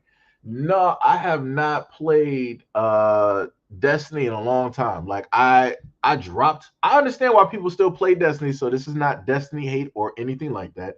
I haven't played Destiny in a while because I didn't like how it is that they treat the consumers. How it is that they come out with a DLC that's pretty much the price of a brand new full game when a lot of the DLC was just cut and paste and all this other type of stuff. Like it really wasn't like a worth a full game. Like a lot of the Destiny DLC that was released, it should have been at $30 to $40 at the most. 30 technically 30 I would figure like the highest price, but 30 to 40 instead of them trying to charge $60 to $70 for that. Like that's crazy. That's absurd. Like why am I paying for like in a sense the value of a brand new game every single year? Why? That don't make no sense. That makes zero sense. And then some of the DLC is still high as all get out, to this day. So it's like, you know what? I'm just gonna leave it alone. For me, I'm just going to talk with my wallet. Like I said, I bought Destiny 1, Destiny 2. I bought one or two of the DLCs during those times. And then the rest of it, I let it be. But, obviously people still, want to buy it and stuff like that, which is cool, which, I understand. I just can't do it. But it looks the new DLC, I was looking at it when I first saw the trailer last year. I was looking at it, I was like, man, I'm like, that really makes me want to play Destiny. I ain't gonna lie to you. I ain't gonna lie to you. The way they did that trailer, the way the powers look, I'm like, yo, that makes me want to play Destiny. I'm like, that's looking real nice. And then I just had to remind myself the reason why I wasn't playing. I had to be real. I had to be real. Timothy said PC and consoles are close to being damn near the same. Yeah, that's true. Give it a little bit more time. That's what it's going to be. Like the conversation ain't going to exist no more because soon enough what's going to happen with a lot of these consoles, they're going to be like modular.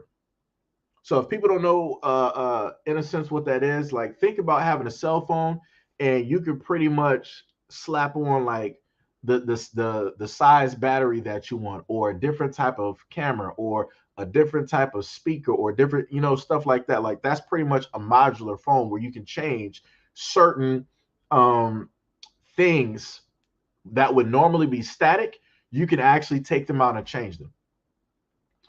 That's what the game systems, in a sense, are going to move directly into.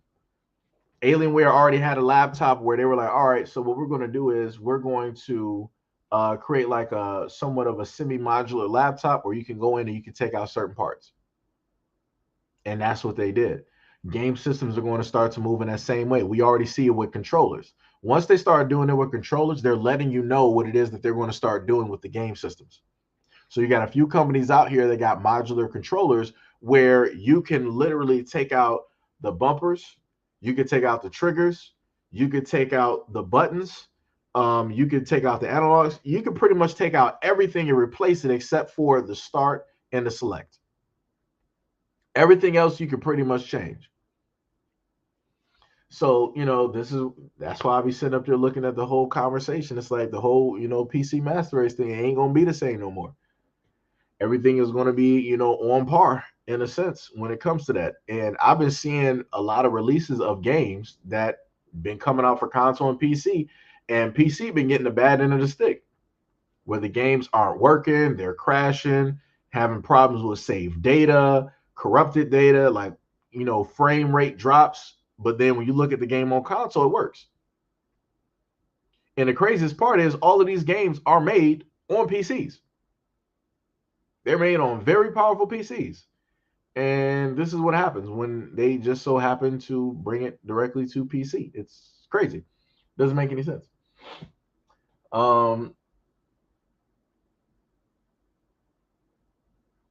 Timothy said you don't have all systems because Xboxes aren't real. It's a box.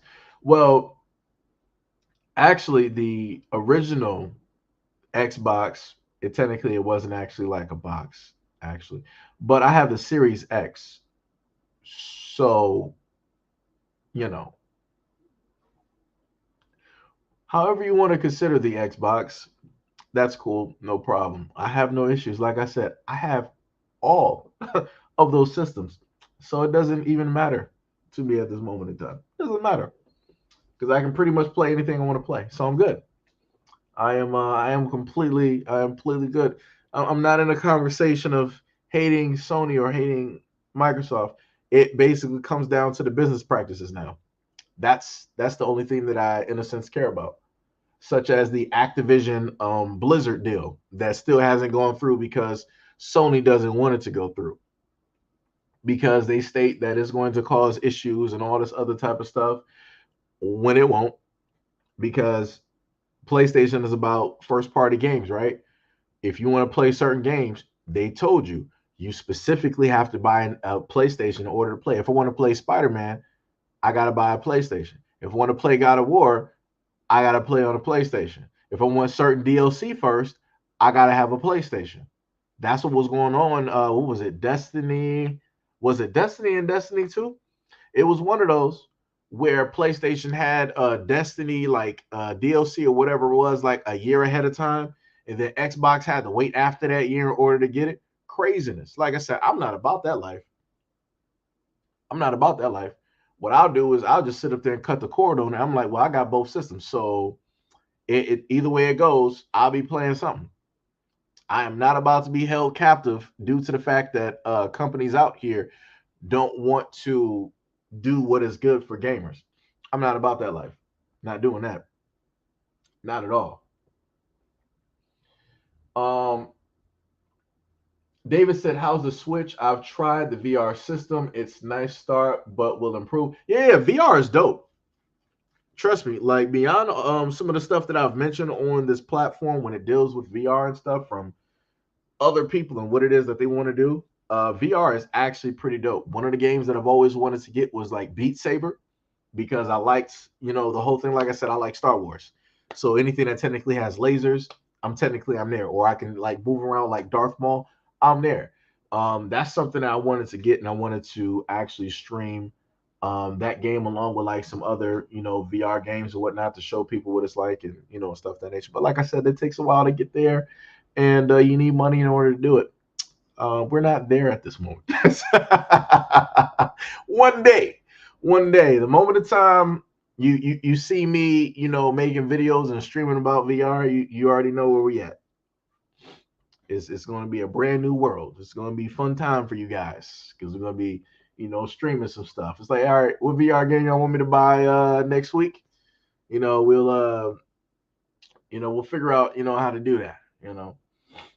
I'll start putting when that moment in time happens, I'll start putting, donations or whatever it is towards, brand new VR games. So I'm like, hey, this is, by way of the community. So this is the game that, we're going to play. This is the game that we're going to go through. Like I said, I'll start doing stuff like that. That's only if, that's stuff that people want to see. I can do it on my own accord.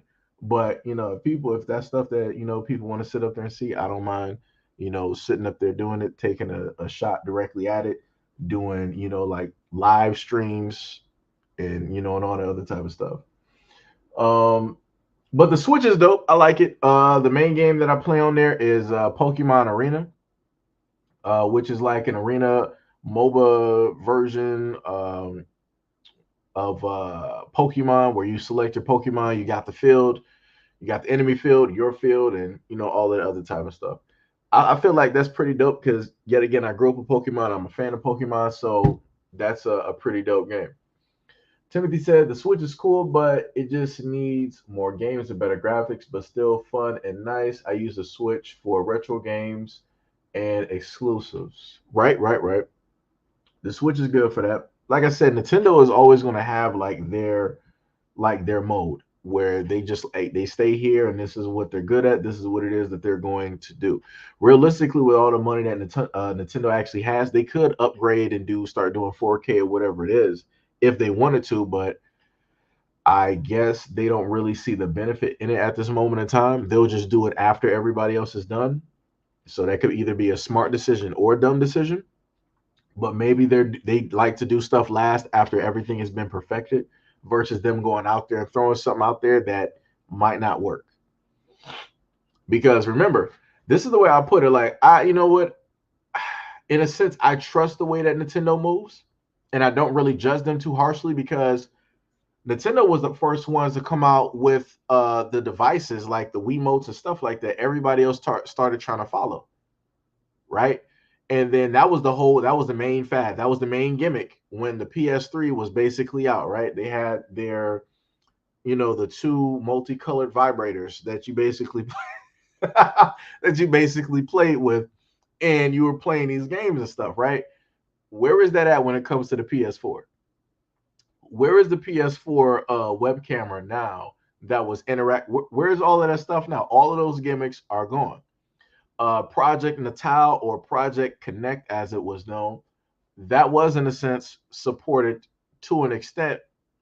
It was just to the effect that during that time, Xbox was already getting a lot of backlash because of the DRM situation, along with the name change from Natal, which I thought was dope, to the Connect. And then due to the fact that Xbox didn't continue to support it because people didn't sit up there and support it. So I'm pretty sure that at this moment in time, if they would have kept up with Connect and they would have pursued it and poured more money into it, it would be something vastly different right now. It probably would. But, maybe on another Earth, we have like a Connect 2.0 or 10.0, whatever it is, where it's closer to like VR or something like that. We will never know. Um,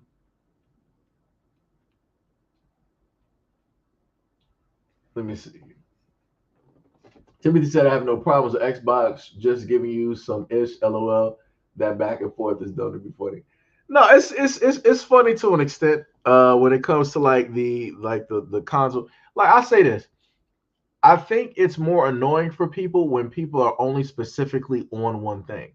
The moment in time that you're in a sense like sitting on three or you got everything, it's like it doesn't matter anymore because you can play on literally anything while everybody else is just like, hey, the PlayStation is, hey, the Xbox is. It's like it don't matter, right? But like I said, I get why it's fun. I sit up there and engage in it. Every now and again, I've done videos just like that. Like I said, because it is fun. I grew up again directly within that, and having that take place and stuff like that. So, I get it. Zaire said, I got a job at Papa's Pizza and I'm currently learning how to pay. Hey, all right. Let's go. Hold on. I gotta highlight that. All right, man. Let's go. Oh, for those of y'all that don't know, Zaire is one of the youngest members of the channel, and the young brother just got a job and he's learning how to pay bills. That's what I'm talking about. That is what I'm talking about, man. Yo, like I said, hey, the main thing is this too. Let me just explain something to you real quick. When you work a lot of these jobs and you have adults that are over you, they will try to misuse you, or they'll try to misuse like their authority. So stuff that they don't want to do, they'll just try to throw that off on you and try to shift that responsibility directly over to you, right? And they'll try to make you work hours that you should not be working, depending on your age and whatnot. There's a certain time limit that you're basically supposed to work. There's a certain schedule that you should actually be working. Adults should be the ones that be working towards the night. You in a sense should be working during the day, right? Because 9 times out of 10, as somebody who was younger, you might not really have a car. You might have to find a way home and different stuff of that nature, right? So it would actually benefit you more to work during the day versus during the night, which a lot of adults should be taking a night shift and different things of that nature. So it's like it's going to be like a learning experience because I had to go through it where you had to fill out and figure out a lot of um, these things. A lot of people will misuse their authority and they will also misrepresent themselves as well when it comes to working for these companies and stuff. So I wish I could really be more specific to give you a very great example of that. But it's going to be something that you'll more than likely start to see. You'll maybe get like the sense of it, but it's cool. Like I said, it's a life experience. But the main thing is enjoy having a job, enjoy the experience. As a young man, the main thing that you want to do is that you want to just stay focused. Remember, this job is not the end all to be all. So even if you might mess up or whatever it is, it's completely cool. Just relax, just fix the mistake or correct it, or just make sure it doesn't, happen the next time, and continue on. Don't allow them to make you feel like this is the best that you can do, as in getting a job, because a lot of jobs will do that. Well, they'll try to hold the whole thing, dangle the whole thing like, well, you could lose your job if this, you could lose your job as that, and then what are you going to? They'll try to do that. I've even had that happen to me as an adult, and I've had to sit up there and tell people off and let them know that it doesn't matter. you know, but the main thing is to, stay focused directly in your job. Always want to do better and find and get a better job and want to make more money. Whatever you're making now, trust me, you'll be able to make a lot more. Whatever bills that you got to pay right now, there are more to come, but it'll be easier, once you start making more money, because then you can start putting your bills on auto pay and different things. That's real adulting right there. The moment of time as an adult that you know that you've in a sense made it, in a sense, is when you can start putting your bills on auto pay, when you got a separate account that you throw money into that is specifically for bills. You got to calculate it to the T. So your rent, your phone, Netflix, whatever it is coming directly out of that. Right? So you got two accounts. You got your personal, and then you got your other account when it deals with bills.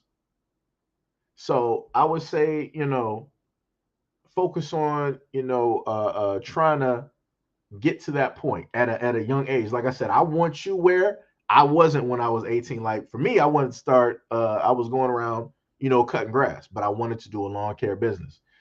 Didn't really do it at that point. Didn't really get the shot to, in a sense, do it. So right now, you are working a full-fledged job. You're getting your check either weekly or bi-weekly.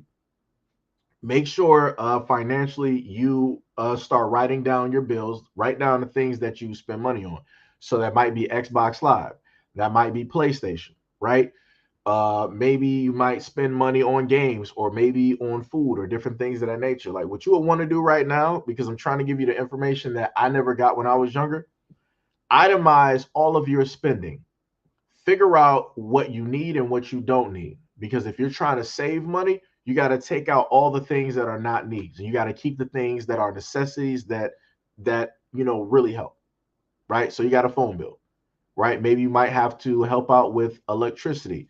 Maybe you might have a car. Maybe you might need gas. You might need a battery, stuff like that. So you're going to have to, really monitor and pay attention to your spending habits, you know. But like I said, it's going to be a very fun thing to go through this and whatnot. Again, I'm proud of you. I'm happy you got your first job. You making that money. It's gonna feel great. You're gonna see your checks rolling directly into like the bank account. I'm not sure if you got notifications on your phone, but if you do, it's a good sound. When you know that you look and you got money sitting directly there. Um, so um, David said, anyone seen the Sun Wukong Black Myth game trailer? Yeah, that's a dope game. Sun Wukong is an actual. That's a pretty dope game. Um, let me see. Zaire said, my Steam is Afro Seji. Don't I got you on Steam? Let me check. Hold on. And I gotta open up Steam real quick. Technically, the computer should be fine. I might need some better sticks of RAM in there. I know that much. I'm gonna have to. This computer will have to get like redone. Like I said, it's amazing when you want to do stuff and everything costs money. Everything costs money. Um, Let me see what I go. I think I go to friends. I got Trey online right now. Let me see. I can add a friend. Let me see. This man got a Steam account. I see you out here. Um, Let me see. I just tried looking you up and it didn't show. Let me try maybe minimizing the name. Let's see. Still didn't show up.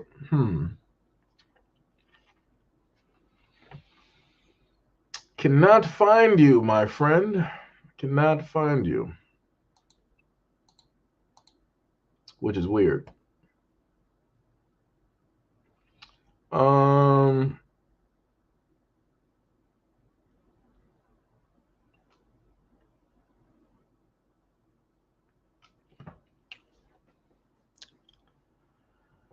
so I'm gonna have to figure out a way to actually get that directly to you. I don't know why. Um what is my name on here?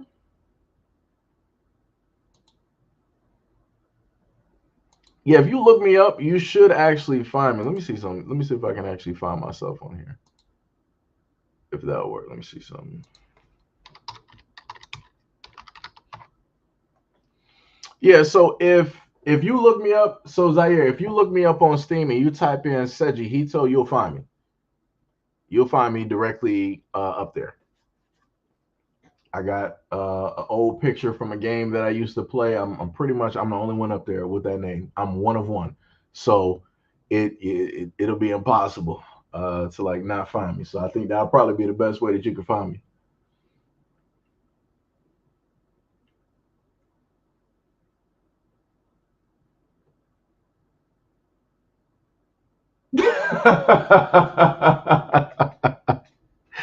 Mo says Seji is talking to Zaire being broke, paying all those bills. Hey, I'm just trying to sit up there and and get the responsibility factor in there because when I was always responsible because I didn't really care about money. So, because I ain't really care, it's like I wasn't really trying to I wasn't fixated on trying to buy, uh what is it? A whole bunch of stuff that all the guys was trying to be like, yeah, I gotta get them new pair of J's and I gotta get this. Like, I never did that. So it's like I would always save my money for the things that I would actually want. Like for me, like I always told you, I love food. I probably spend more money on food than anything else. So it was like for me, I'm a food type of dude. So that's the main thing that I would look to and look forward to, or maybe going out with my friends if they're going out to eat, or maybe to like a gathering or something like that, or maybe traveling. Buying video games, like stuff like that. It was stuff that I actually used, or in a sense like needed. Sort of, kind of, whatever. Well, yeah. Mo trying to sit up there and get on me. Yeah, I'm just talking a little bit of responsibility, brother. Little bit of responsibility. My guy, a little bit. Timothy said being an adult is the most ratchet thing ever. Yeah, being an adult sucks. Like I said, I'm not going to sit here and lie. Being an adult 1000% sucks. Like the amount of adulting that you have to do, it sucks. But like I said, I'm just trying to get him a little bit of structure so that money wise, when it comes to saving, because the main thing that we all talk about is like, yo, we wish like when we was younger we would have saved this money, we wouldn't have spent this, we would have did this. It's like I want, in a sense, Zaire being the age that he's at, I want him to be able to like start saving money like now. And then when he gets to like, 25 or 30, he'll start looking at his bank account. He's like, yo, it's like, look at this. Like I'm trying to get him an advantage that I didn't have. I'm trying to give him that information that wasn't passed on to me. I want him to, be in a sense better than me at 30 and be better than me at 25. You know, I want him to be, in a sense ahead of the pack, of the kids in this generation. Because a lot of the kids in this generation ain't worried about saving. Everything is, you only live once, and yada yada yada. So just looking at it different. What's that? Um,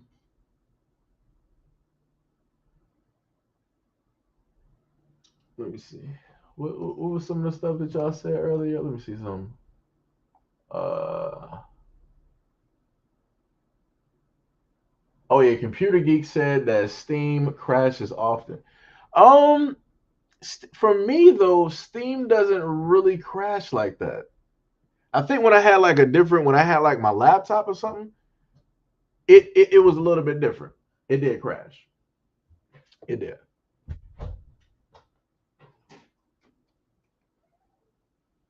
It did crash, like kind of, sort of, kind of, a little bit. Uh,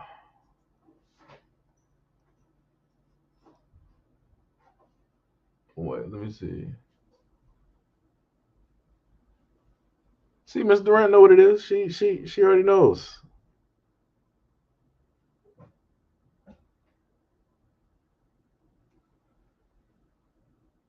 Hold on, give me 1 second.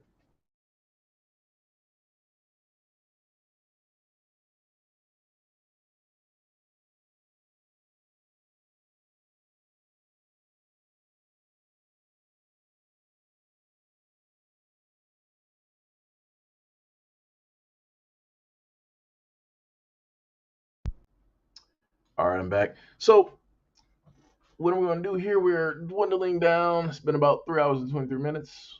Got about 28 people in here. It is about the good afternoon, probably towards like 1 o'clock. So everybody should actually be taking a lunch break or just now possibly getting home from a night shift. We're going to end this very awesome live stream here. Again, I love the conversations. I love talking with you guys. Love having this back and forth every now and again. Um, what I will probably do is that I'll probably make a poll for anybody that's like, listen, we got 28 people.